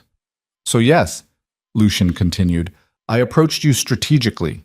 I used information from the profile. But everything after that first conversation was real. The books, the manuscript, the way I can't stop thinking about you, the way seeing you smile makes me want to burn down anyone who's ever made you cry. That's not strategy, Elena. That's me losing my mind over you." "You're good with words," Elena said, her voice shaking. "How do I know this isn't just more manipulation?" "You don't." Lucien stood and moved toward her slowly, like approaching a wounded animal. "You can't know for certain. Trust is a gamble, and I'm asking you to gamble on a man who's proven he'll use any advantage to get what he wants. But I'm also promising you that what I want is you, happy, safe, writing again, believing in yourself again. And I will do whatever it takes, including giving you the power to destroy me, to prove that's true." He stopped close enough that Elena could feel the heat radiating off his body. "So here's what I'm offering," he said quietly. "Stay. Write your book. Let me protect you from the Calabrese family. And if after all of that you still want to leave, I'll help you disappear. New identity, new city, enough money to start over. No strings, no manipulation, just freedom." "Why would you do that?" "Because I love you." Lucien's hand came up to cup her face, thumb brushing across her cheekbone with devastating gentleness. "And loving you means wanting you to be happy, even if that happiness doesn't include me." Elena looked into his dark eyes and saw truth there. Or maybe she just wanted to see truth. Maybe she was still being manipulated and was too far gone to recognize it anymore. Either way, she was tired of fighting, tired of being afraid, tired of pretending she didn't feel the same terrifying, consuming thing he claimed to feel. "If I stay," she said slowly, "things change. No more secrets, no more strategies, no more treating me like a problem to be solved. Done. And you teach me how to protect myself, fighting, shooting, whatever I need to know to survive in your world." Lucien's eyes darkened with something that might have been approval or might have been desire. "I'll teach you everything. And if I write something that exposes parts of your life, our life, you don't get to censor it. As long as it doesn't get you killed, write whatever you want." Elena took a shaky breath. "Okay. Okay? I'm staying. I'm probably going to regret it. I definitely don't trust you yet. But I'm staying." Lucien's expression shifted into something that looked almost like relief. Thank you. Don't thank me. Just don't make me regret this more than I already do. He kissed her then. Slow and deep and full of promises Elena wasn't sure either of them could keep. But for the first time since finding that psychological profile, she kissed him back without reservation. The next 2 weeks fell into a rhythm that felt almost normal. Lucien taught her to shoot. They spent hours in the basement firing range, his body pressed against her back as he corrected her stance, his hands guiding hers until she could hit center mass 3 times out of 5. He taught her basic self-defense, how to break holds, where to strike to cause maximum damage, how to use her size as an advantage instead of a weakness. And at night, they sat in the library and talked about his childhood growing up in a crime family, about her childhood growing up poor with a mother who chose addiction over her daughter, about the terrible things they'd both survived and the people they'd become because of it. Elena started writing again. Real writing. A novel about a woman who falls in love with a monster and has to decide if loving him makes her monstrous too. Lucien read every word and never once asked her to change anything. Things were good. Almost perfect. Which should have been Elena's first warning that the universe was about to detonate. The explosion came on a Tuesday morning. Elena was in the library working on a particularly difficult chapter when Lucien burst through the door with an expression that made her blood run cold. "We need to move," he said. "Now." "What?" "The Calabrese family knows you're here. They're coming. We have maybe 30 minutes. Elena's laptop slid off her lap as she stood. "How did they find me?" "Does it matter?" Lucien grabbed her arm, already pulling her toward the door. "I have cars waiting. We're going to the secondary location upstate. You'll be safe there." They made it to the foyer before the windows exploded. Glass shattered inward in a spray of glittering fragments. Elena screamed as Lucien threw her to the ground, his body covering hers as gunfire erupted from multiple directions. "Stay down!" he shouted over the chaos. Men in tactical gear poured through the broken windows. Lucien's security team materialized from various parts of the house, returning fire with professional efficiency. The noise was deafening. Elena pressed her hands over her ears, her mind struggling to process what was happening. This was real. People were actually shooting at them. People were going to die. Lucien hauled her to her feet and half-dragged, half-carried her toward the back of the house. Behind them, she heard shouting in Italian. More gunfire. The wet sound of bullets hitting flesh. They burst through a door into the kitchen. Lucien slammed it shut and shoved a massive cabinet in front of it. "There's a tunnel," he said, pulling her toward what looked like a pantry. "It leads to the garage. We can—" The cabinet exploded inward. 3 men in black tactical gear stormed through, weapons raised. Lucien moved with brutal efficiency. He shot the first man center mass before Elena could blink. The second man got off a shot that grazed Lucien's shoulder, making him grunt in pain but not slowing him down. He closed the distance and broke the man's neck with his bare hands.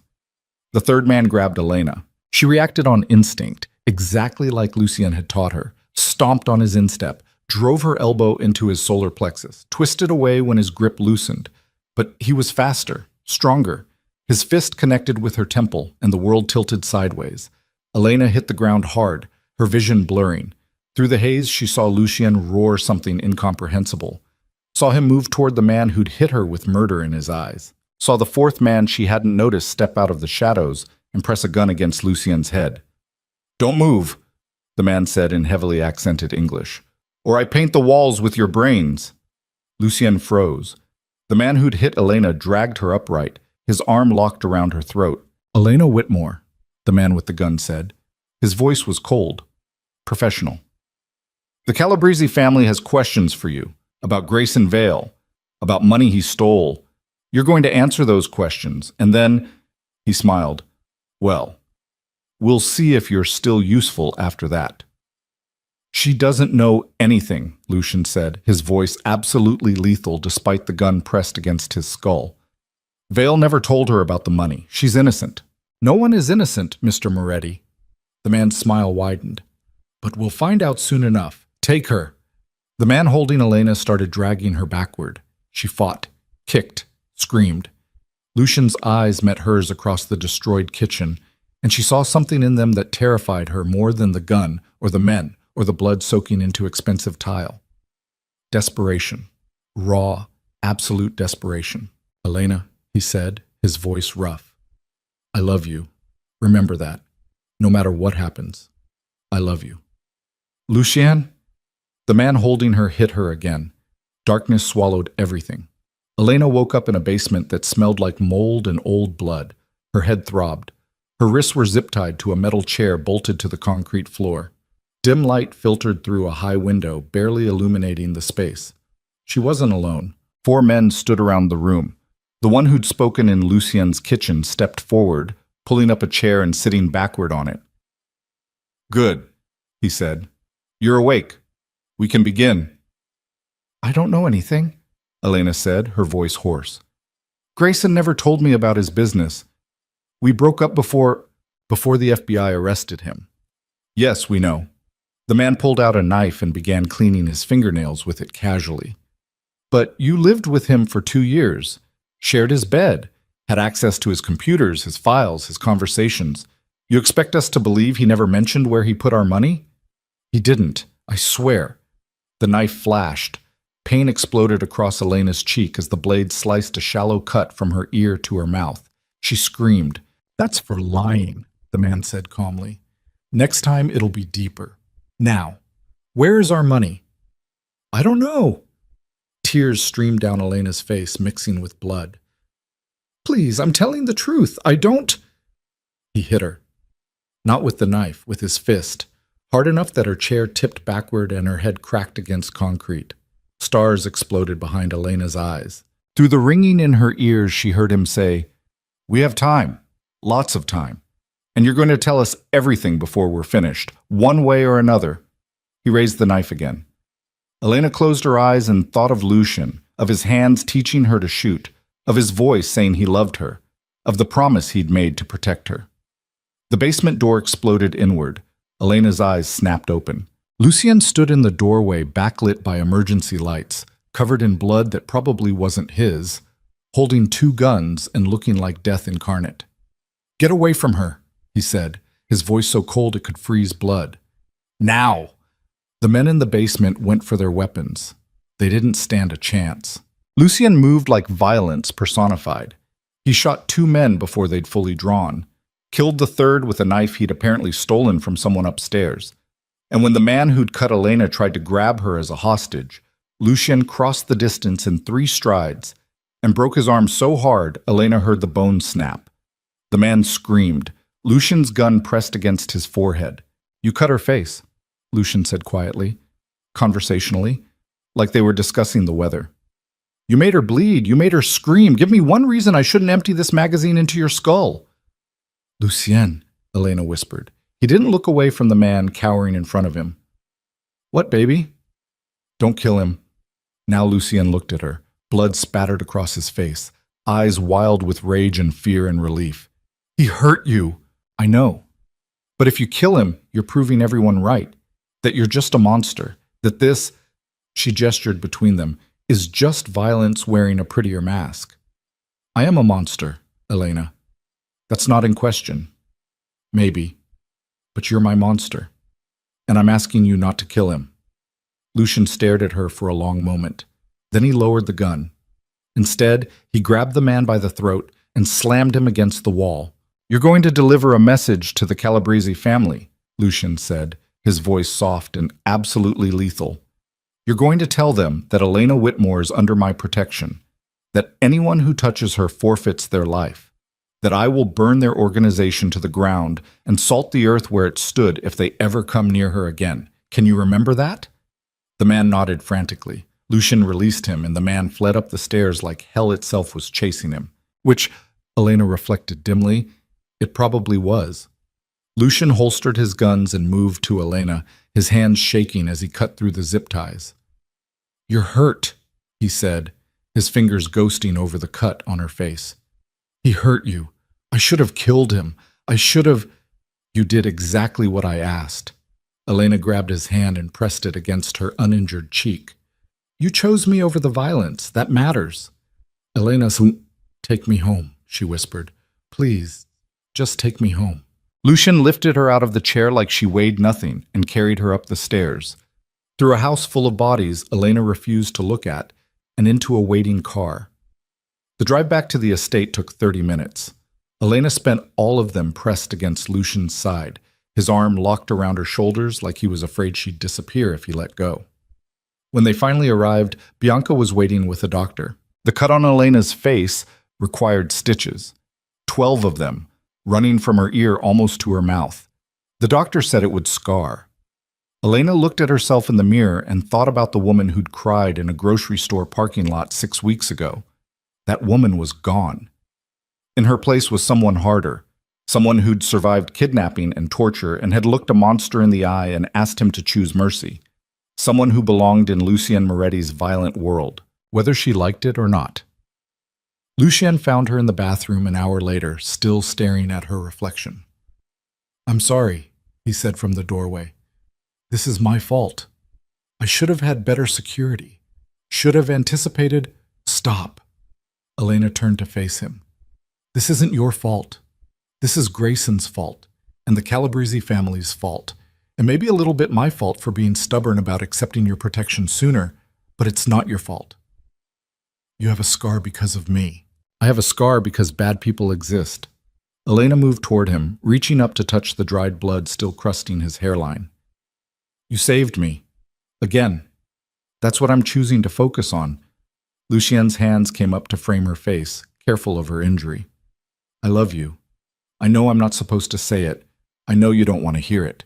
But I need you to know that when I saw you tied to that chair bleeding," his voice cracked, "I would have burned down the entire world to get you back." "I know?" Elena rose on her toes and kissed him gently. "I know, because I felt the same way when that man had a gun to your head. Because despite everything that's happened, despite all the lies and manipulation and terrible choices, She stopped. Lucian's eyes searched hers. "You what?" Elena took a shaky breath and said the words that would either save her or destroy her completely. "I love you too."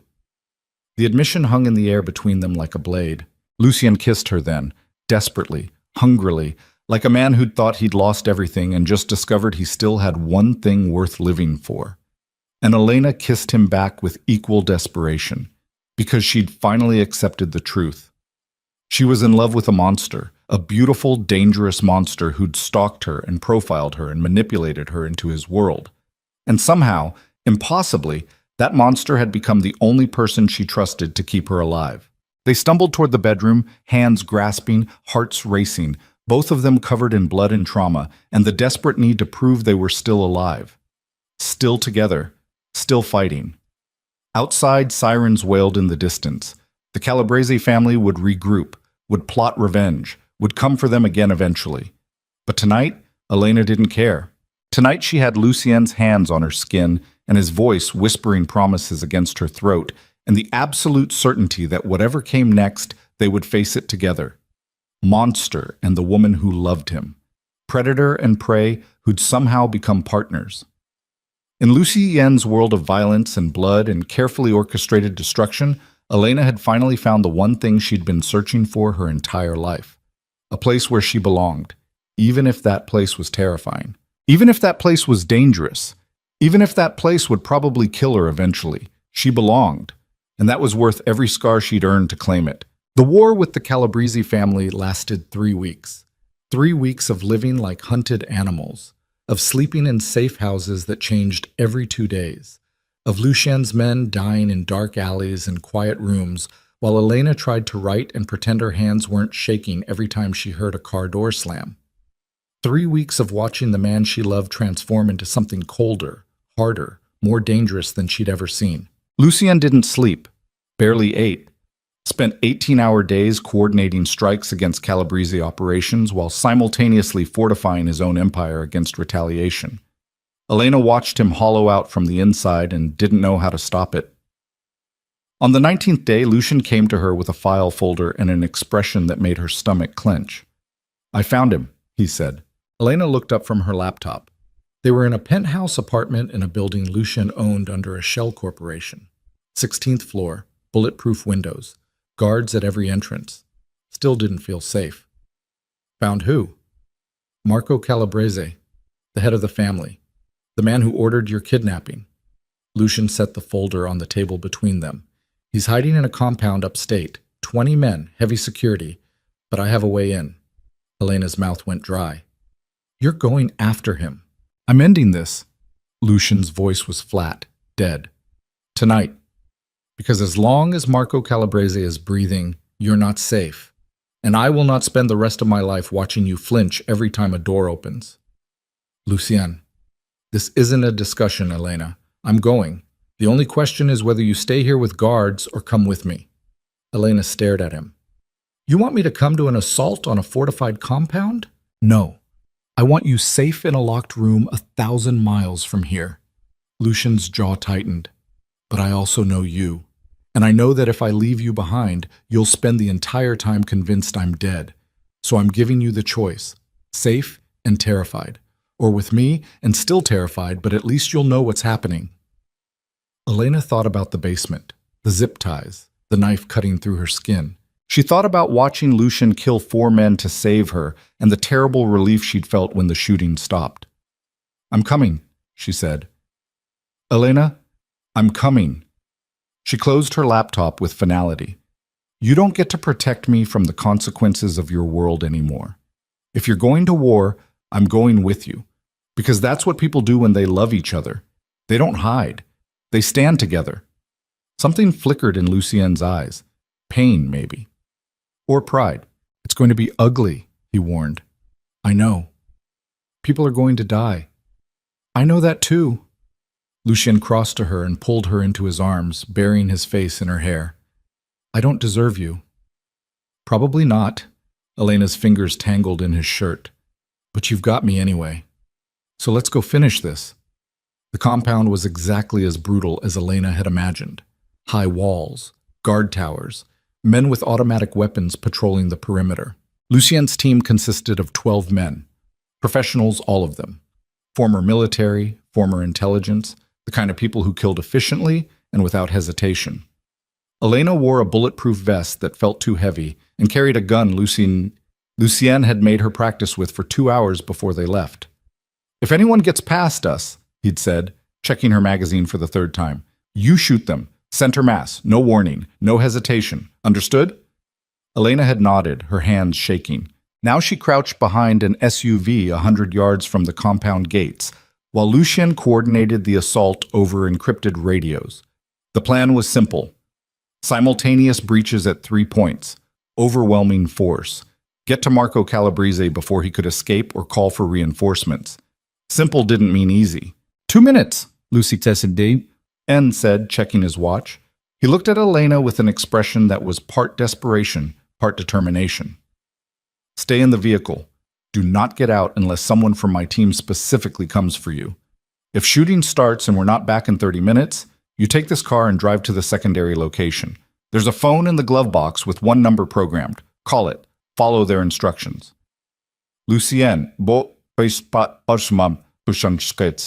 he kissed her, hard and fast, and like it might be the last time. I love you, he said against her mouth. Remember that, no matter what happens. Then he was gone, moving toward the compound with his team in a coordinated assault that looked like a ballet of violence. Elena watched through the SUV window, her heart hammering so hard she thought her ribs might crack. The first explosion lit up the night sky. Gunfire erupted from multiple directions, shouting in Italian and English, the wet crack of bullets hitting flesh and concrete and metal. Elena pressed her hands over her ears and tried to breathe. This was insane. She should have stayed at the safe house, should have let Lucien do this without watching, should have... A man in tactical gear appeared at her window.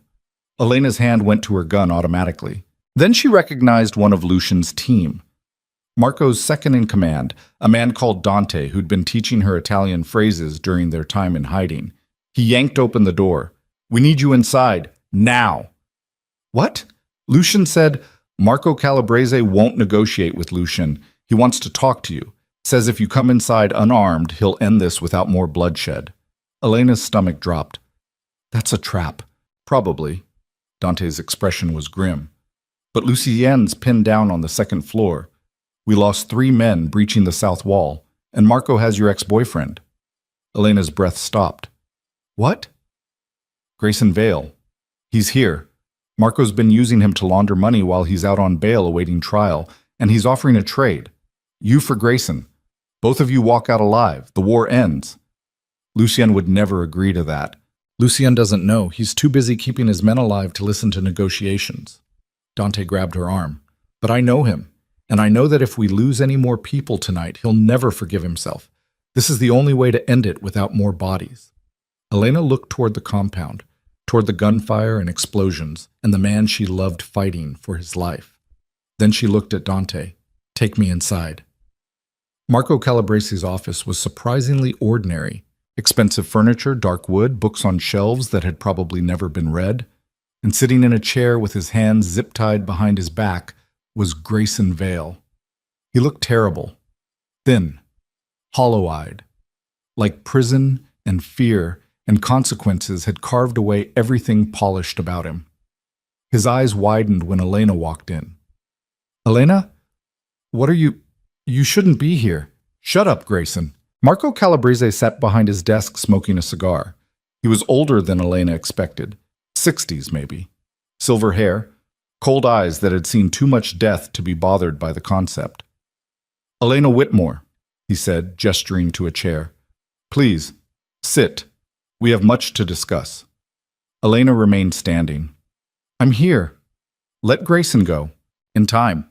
Marco took a long drag on his cigar. First, I want you to understand something.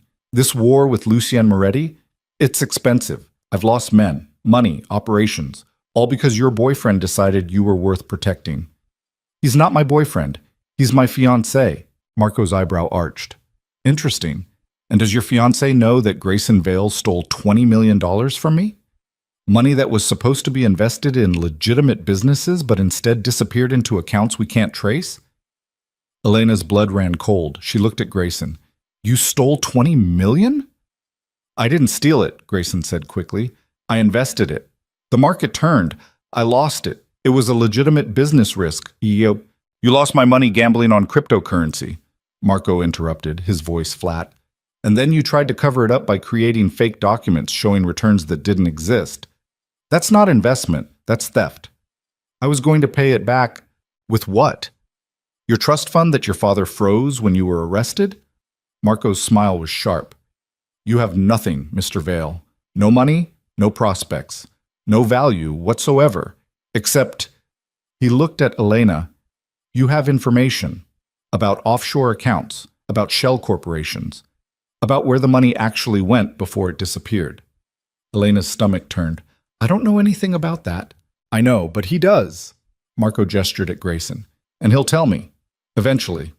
With the right motivation. What do you want from me? I want you to convince Lucien Moretti to stop this war. To accept terms. I keep Grayson as insurance. Lucien stops attacking my operations, and everyone goes home alive. He'll never agree to that. Then more people die. Marco stubbed out his cigar. Your choice, Miss Whitmore. End this now, or watch the man you love lose everything trying to protect you. Elena's hands clenched into fists. You want me to trade Grayson's life for peace? I want you to be practical. She looked at Grayson, at the man who'd systematically destroyed her self-worth, who'd humiliated her in grocery stores and told her dreams were for rich people. The man who'd stolen $20 million from the Mafia and let her become collateral damage. Elena, Grayson said, his voice cracking, please, I know I was terrible to you. I know I don't deserve your help, but please, don't let them kill me. Elena thought about the parking lot, the flat tire, the moment Lucien had offered his hand and she'd taken it. Every choice since then had led here, to this room, this decision, this impossible calculation of who deserved to live and who deserved to pay. I'll make you a counteroffer, Elena said, turning back to Marco. I'm listening. Grayson tells you where the money is. All of it. Every account, every transaction, everything you need to recover what he stole. In exchange, you let him go. And you end this war with Lucien, completely. No retaliation, no revenge, it's over. Marco considered this. And what do I get out of forgiving a $20 million theft? You get to keep operating without Lucien Moretti burning your empire to the ground. Elena's voice was steady despite her racing heart. Because I promise you, Marco, if you kill me, if you kill Grayson, if you do anything except accept this deal, Lucian will not stop until every single person in your organization is dead. He will spend every resource he has, call in every favor, destroy every business you own, and he will make sure you watch it all burn before he finally kills you. Silence fell like a weight. Marco studied her with those cold, calculating eyes. You're very certain of his devotion. I'm certain of his capacity for violence when someone he loves is threatened. Elena met his gaze without flinching. So here's the deal. Grayson talks. You get your money back. Everyone goes home alive. Or you refuse, and Lucian Moretti becomes the last mistake you ever make. Marco was quiet for a long moment. Then he laughed. It wasn't a kind sound. You have steel in you, Miss Whitmore. I see why Moretti is obsessed. He stood and moved to a safe built into the wall, pulling out a laptop. Fine. Your ex-boyfriend tells me everything. I verify the information. If it's accurate, you both walk out of here. And I will consider my business with Lucian Moretti concluded. He set the laptop in front of Grayson and cut the zip ties. Start talking, Marco said, and pray you're telling the truth. Grayson's hand shook as he opened the laptop and started typing. For 20 minutes, Elena watched him spill everything. Account numbers, passwords, shell corporations, a complete map of where Marco's money had gone and how to get it back. Marco's men verified each piece of information in real time, making calls, checking accounts, confirming that Grayson wasn't lying. When it was finished, Marco nodded slowly. It appears Mr. Vale is more useful than I thought. The money is recoverable. Then we have a deal, Elena said. We have a deal. Marco pulled out his phone and made a call. He spoke in rapid Italian, then hung up and looked at Elena. I've ordered my men to stand down. The compound doors will open in 5 minutes. You and Mr. Vale will leave, and this war is over. Elena didn't trust him, but she also didn't have a choice. Thank you, she said stiffly. Don't thank me. Just remember that mercy is a debt, Miss Whitmore, and I always collect my debts eventually. Dante appeared in the doorway. Lucien's men are pulling back. We're clear to evacuate. Elena grabbed Grayson's arm and pulled him toward the door. They were halfway across the compound when Lucien appeared, covered in blood and looking like death incarnate. His eyes found Elena and something in his expression cracked. You left the vehicle, he said, his voice dangerous. I told you to stay in the fucking vehicle. I ended the war, Elena said calmly. Marco has his money. Grayson's alive. It's over. Lucien looked past her to where Grayson stood trembling. You traded for him. You negotiated with Marco Calabrese for Grayson Vale's life. Yes. Why? Elena met his eyes. Because you taught me that mercy matters. That choosing not to kill when you have the power to kill is what separates monsters from men. So I chose mercy, even for someone who doesn't deserve it. Lucien stared at her for a long moment. Then he looked at Grayson. You have 10 seconds to get out of my sight before I change your mind about the mercy part. Grayson didn't need to be told twice. He ran. Lucien watched him go, then turned back to Elena. You could have been killed. So could you. That's different.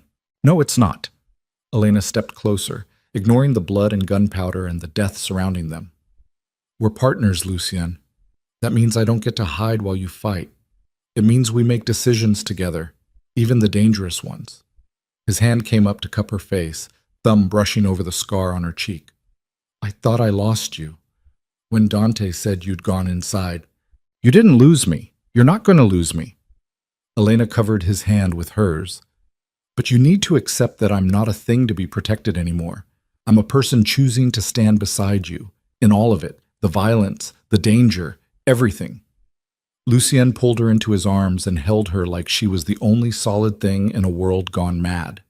Around them, his men were loading into vehicles, checking wounds, counting losses, 3 dead, 7 injured, the price of keeping Elena safe. She would remember their faces for the rest of her life.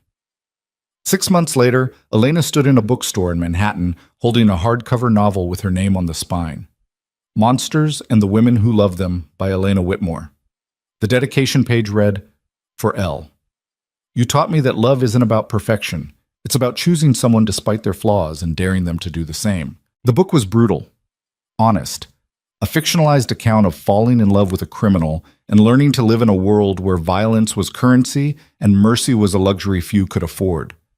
Critics called it unflinchingly raw and a masterwork of modern noir romance. It became a bestseller in 3 weeks. Lucian stood beside her at the book launch, wearing a tuxedo and looking like he'd rather be anywhere else. He hated crowds, hated attention, hated the photographs and interviews and publicity, but he stood there anyway, because Elena had asked him to. "How does it feel, Tia?" he murmured, his hand warm on her lower back. "Seeing your dream come true?" "Terrifying," Elena admitted. "What if people hate it? What if they think I'm glorifying criminal behavior? What if—" "Then they'll be wrong." Lucian's voice was firm. "You wrote the truth. About us. About the choices people make when the world gives them impossible options. That's not glorification. That's honesty." Elena leaned into him, feeling the steady beat of his heart beneath expensive fabric. They'd spent the past 6 months rebuilding. Lucien had quietly divested from several of his more violent operations. Not all of them.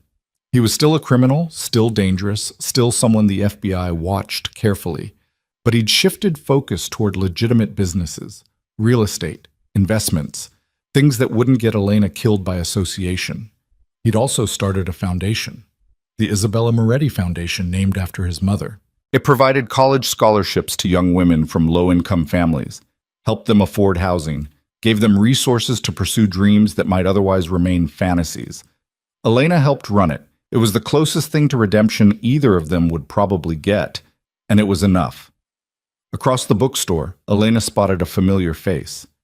Grayson Vale stood near the fiction section, holding a copy of her book. He looked different, older, worn down by consequences and the reality of a fraud conviction that had cost him everything. Their eyes met across the crowd. Grayson raised the book slightly in acknowledgement, then turned and left without approaching. Some wounds didn't need reopening. Some people were better left in the past. "You okay?" Lucian asked, noticing where she'd been looking. "Yeah." Elena turned back to him. "I'm okay." And she was. For the first time in her entire life, she was genuinely okay. Not perfect, not without scars, not living a life anyone would call conventional or safe. But okay. The book signing lasted 3 hours. Elena's hand cramped from signatures. Her face hurt from smiling.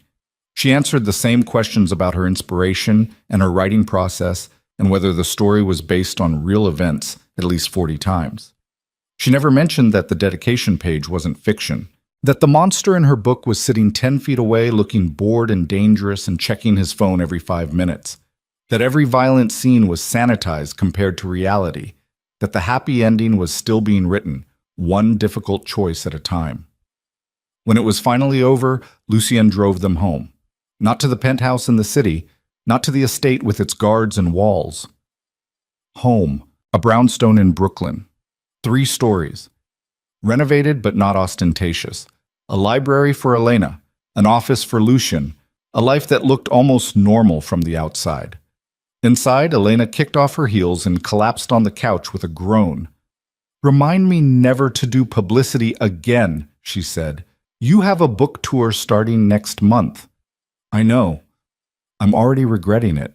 Lucien sat beside her, pulling her feet into his lap and massaging them with practiced efficiency.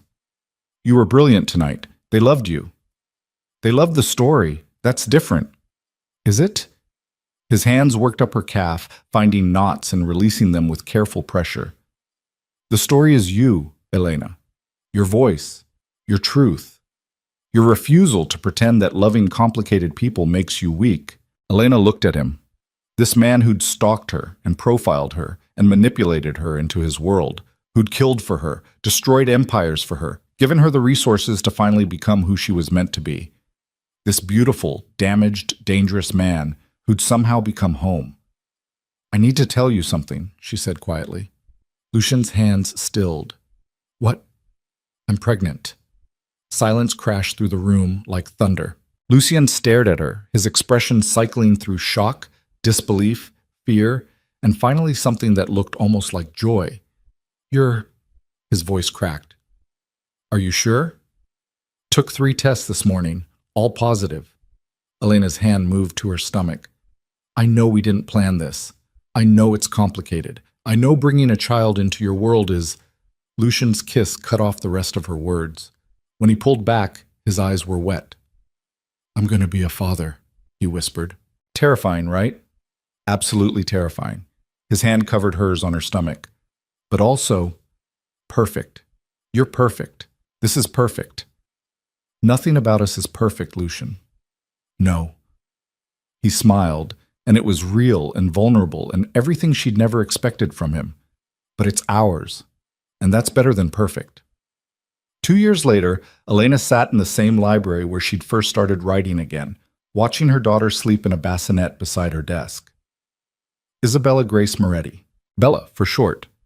She had Lucien's dark hair and Elena's eyes, and a personality that was already far too stubborn for someone who could barely hold her own head up. Elena loved her with a fierceness that terrified her. Lucien had transformed the moment Bella was born. The dangerous criminal became a man who woke up for 2 a.m. feedings and changed diapers without complaint, and sang Italian lullabies in a voice that was surprisingly gentle. He'd also become even more protective. The brownstone now had security that would make a military installation jealous. Guards rotated shifts outside. Cameras covered every angle. No one got within 50 feet of Isabella Moretti without being thoroughly vetted. Elena had stopped fighting it, because she understood now. Love made you vulnerable, made you willing to burn down the world to protect the people who mattered, and nothing mattered more than the tiny human sleeping 3 feet away. Her second novel was due to her publisher in 6 weeks. This one was softer, about motherhood and redemption and learning to build something good from broken pieces. She thought it might be her best work yet. Bella stirred in her sleep, making small noises. Elena stood and lifted her daughter from the bassinet, settling into the rocking chair by the window.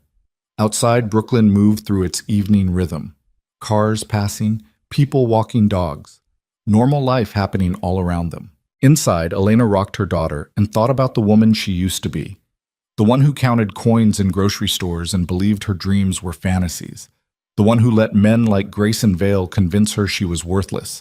The one who cried in parking lots and couldn't imagine a future beyond survival.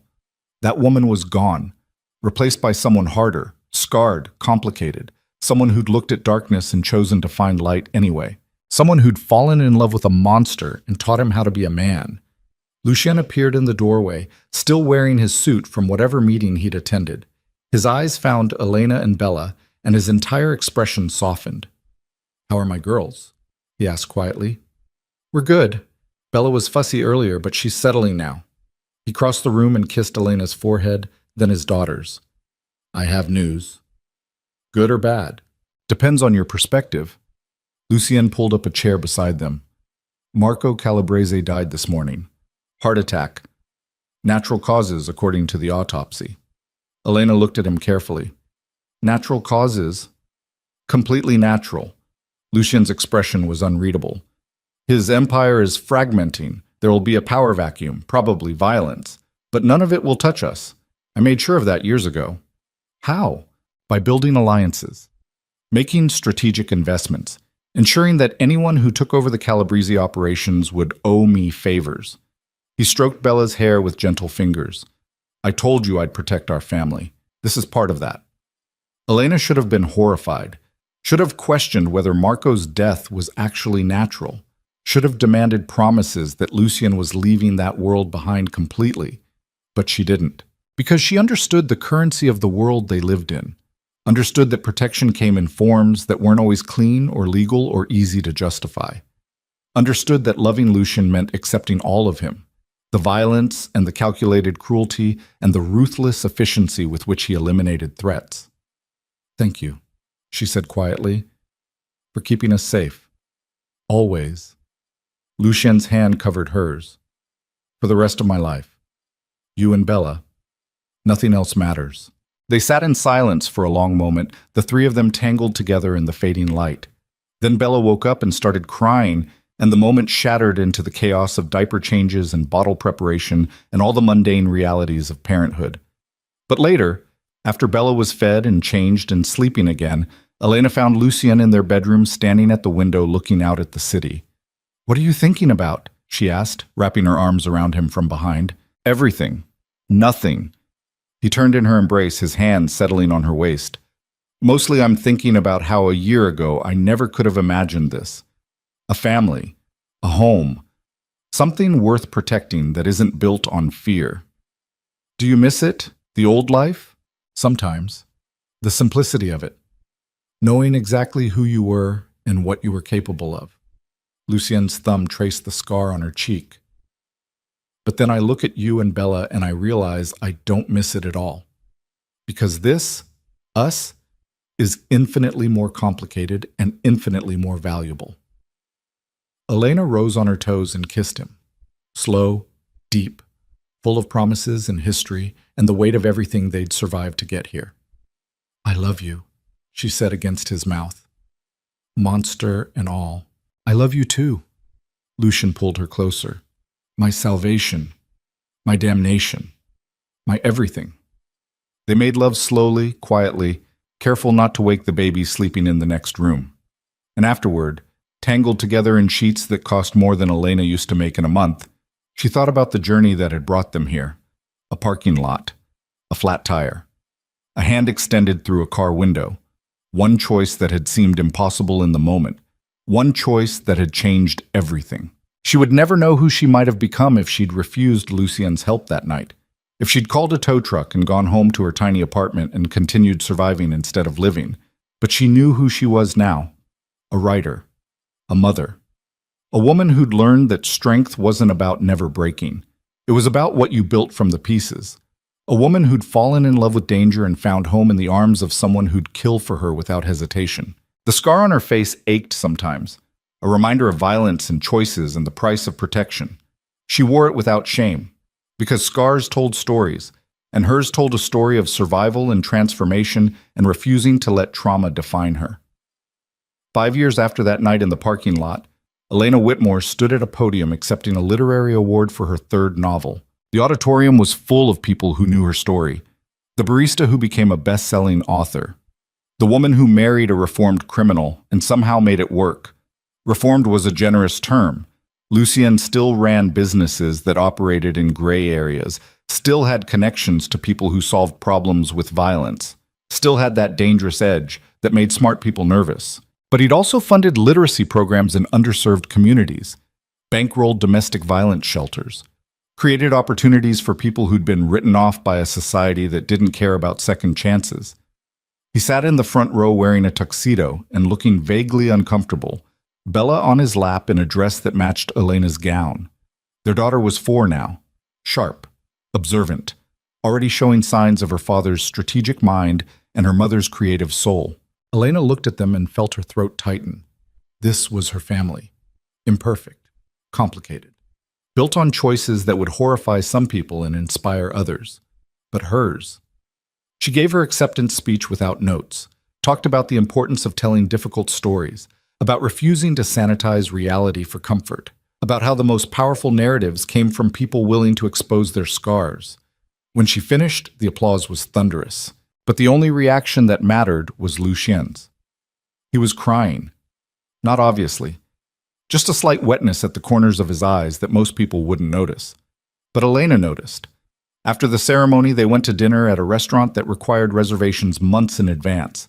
Bella charmed the waitstaff with her ridiculous vocabulary and polite manners that were definitely not genetic. She's going to be trouble when she's older, Elena said, watching their daughter carefully arrange her napkin. She's trouble now. Lucien smiled. But she's our trouble. Did you ever imagine this? Back when we met? That we'd be here? Honestly? No. Lucien reached across the table and took Elena's hand. I imagined keeping you safe. Maybe convincing you to stay despite my history. But this, a family, a life that feels almost normal, I didn't think I deserved it enough to imagine it. And now? Now I wake up every morning terrified I'll somehow destroy it. His grip tightened. That my past will catch up with us. That I'll make a wrong choice and lose everything that matters. Elena squeezed back. You won't, because you're not doing this alone. We're partners, remember? In all of it. Bella looked up from her menu. Daddy, what's lobster? Lucien launched into an explanation that was far too detailed for a 4-year-old, but perfectly suited to Bella's endless curiosity. Elena watched them and felt a peace she'd never expected to find. This was enough. Not perfect, not without complications, but enough. Later that night, after Bella was asleep and the house was quiet, Elena and Lucien stood in the library looking at the wall of published novels with her name on the spine. 4 books now, each one a bestseller, each one a piece of her soul transformed into art. "I'm proud of you," Lucien said quietly. "Not just for the writing, for everything. For surviving what we went through, for building this life despite every reason not to trust it. I couldn't have done it without you." "You could have. But I'm glad you didn't have to." Elena turned to face him, this man who'd been her nightmare and salvation in equal measure. "Do you have any regrets?" she asked. "About how we started? About the investigation and the manipulation and all of it?" Lucien considered this carefully. "I regret the pain I caused you, the lies, the betrayal of trust. I regret that you can never fully know if I would have loved you without the profile telling me how to approach you." "That's not an answer. It's the only honest answer I have." He cupped her face gently. "But I don't regret where we ended up. I don't regret fighting for you, and I will never regret the life we've built together, even if the foundation was cracked from the start." Elena looked into his eyes and saw truth there. Complicated, difficult truth, but truth nonetheless. "I don't regret it either," she said. "I probably should, but I don't." "Why not?" "Because you taught me something important, that we don't get to choose how our stories begin. We only get to choose what we do with them. And I chose to take something broken and make it beautiful." Lucien kissed her then, soft and reverent and full of gratitude, and Elena kissed him back, tasting redemption and compromise and the bittersweet knowledge that love was never simple when you built it from wreckage. But it was theirs, and that made it worth every scar, every sleepless night, every moment of doubt and fear and desperate hope that somehow they could make this work. Years later, many years later, Elena would tell their daughter the story of how she and Lucien met. Not the sanitized version, not the fairy tale, the truth. About a parking lot and a flat tire and a dangerous man who offered help when he shouldn't have. About psychological profiles and manipulation and falling in love despite every rational reason not to. About choosing to stay when leaving would have been safer. About building a life from impossible choices and learning that family wasn't about perfection. It was about showing up, fighting, choosing each other even when it was hard. Bella would listen with her mother's intensity and her father's calculating mind, processing every detail. And when Elena finished, Bella would ask the same question Elena had once asked herself. Was it worth it? Elena would look at her daughter, brilliant, fierce, loved beyond measure, and she would answer with complete honesty. Every scar, every sleepless night, every moment of fear, all of it, because it gave me you. It gave me a life I never could have imagined. It taught me that sometimes the scariest choices lead to the most extraordinary destinations. Then she would tell Bella something else, something important. But you don't have to make the same choices I did. You don't have to love dangerous men or build your happiness from broken pieces. You get to choose differently, to learn from my mistakes, to be smarter and safer and more careful. Bella would nod, would promise to make better choices. And Elena would know, with the certainty that comes from having been young and stubborn and convinced she knew better, that her daughter would make her own mistakes anyway. That was the nature of being human. You survived your own story. You built what you could from what you were given. And you hoped the people you loved would be luckier, smarter, stronger. But you couldn't protect them from their own journeys. You could only love them through it, the way Lucien had loved Elena through hers. Flawed, complicated, absolutely imperfect, but real. And in the end, that was the only thing that mattered. The rain had stopped falling on the city the night Elena Whitmore's life changed forever. But sometimes, when she stood at the window of their brownstone watching storms roll in, she remembered that parking lot, that flat tire, that moment when a stranger extended his hand and she took it. One choice, one impossible, terrifying, world-shattering choice. And from it, she built everything. A career, a family, a life worth living. She built herself. Not the woman Grayson had tried to convince her she was. Not the broken barista counting coins in grocery stores. But someone new. Someone forged in fire and blood, and the desperate determination to deserve the second chance she'd been given. Lucien appeared behind her, wrapping his arms around her waist and resting his chin on her shoulder. "What are you thinking about?" he murmured. "Everything? Nothing. Mostly how lucky I am." "Lucky," he laughed softly. "Elena, you were kidnapped, tortured, and forced to live in a world most people would call a nightmare. That's not luck, isn't it?" She turned in his arms, looking up at the man who destroyed her life and rebuilt it into something better. "Because I look at what we have, Deech. Bella, the books, this home, us, and I can't imagine a version of my life that's better than this.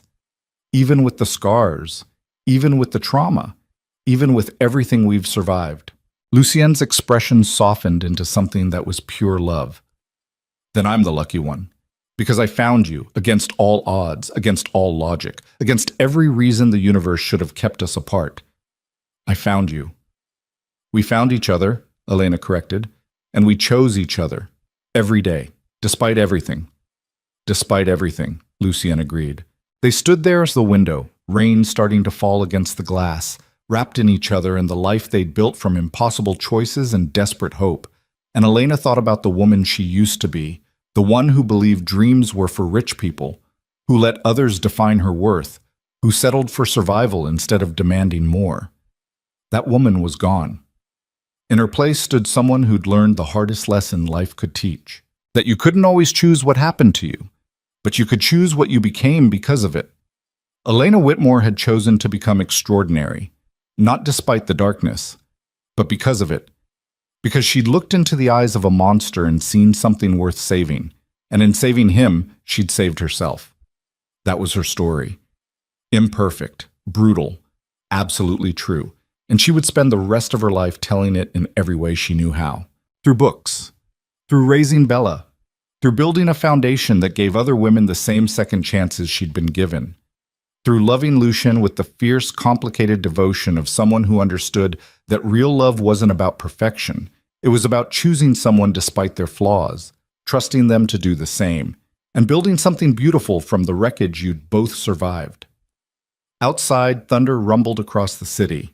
Inside, Elena and Lucien held each other and listened to their daughter's soft breathing from the monitor on the table. And somewhere in the distance, in a parking lot that looked like 1,000 other parking lots, another woman was probably crying beside a broken-down car. Elena hoped someone would stop to help her, but she also hoped that woman would be smart enough to run if the help came with dark eyes and dangerous promises. Because not everyone got to survive the choices Elena had made. Not everyone built happiness from manipulation and violence and love that started in the worst possible way. Elena had been extraordinarily lucky, or maybe just extraordinarily stubborn. Either way, she was here, alive, thriving, and that was enough. More than enough. It was everything.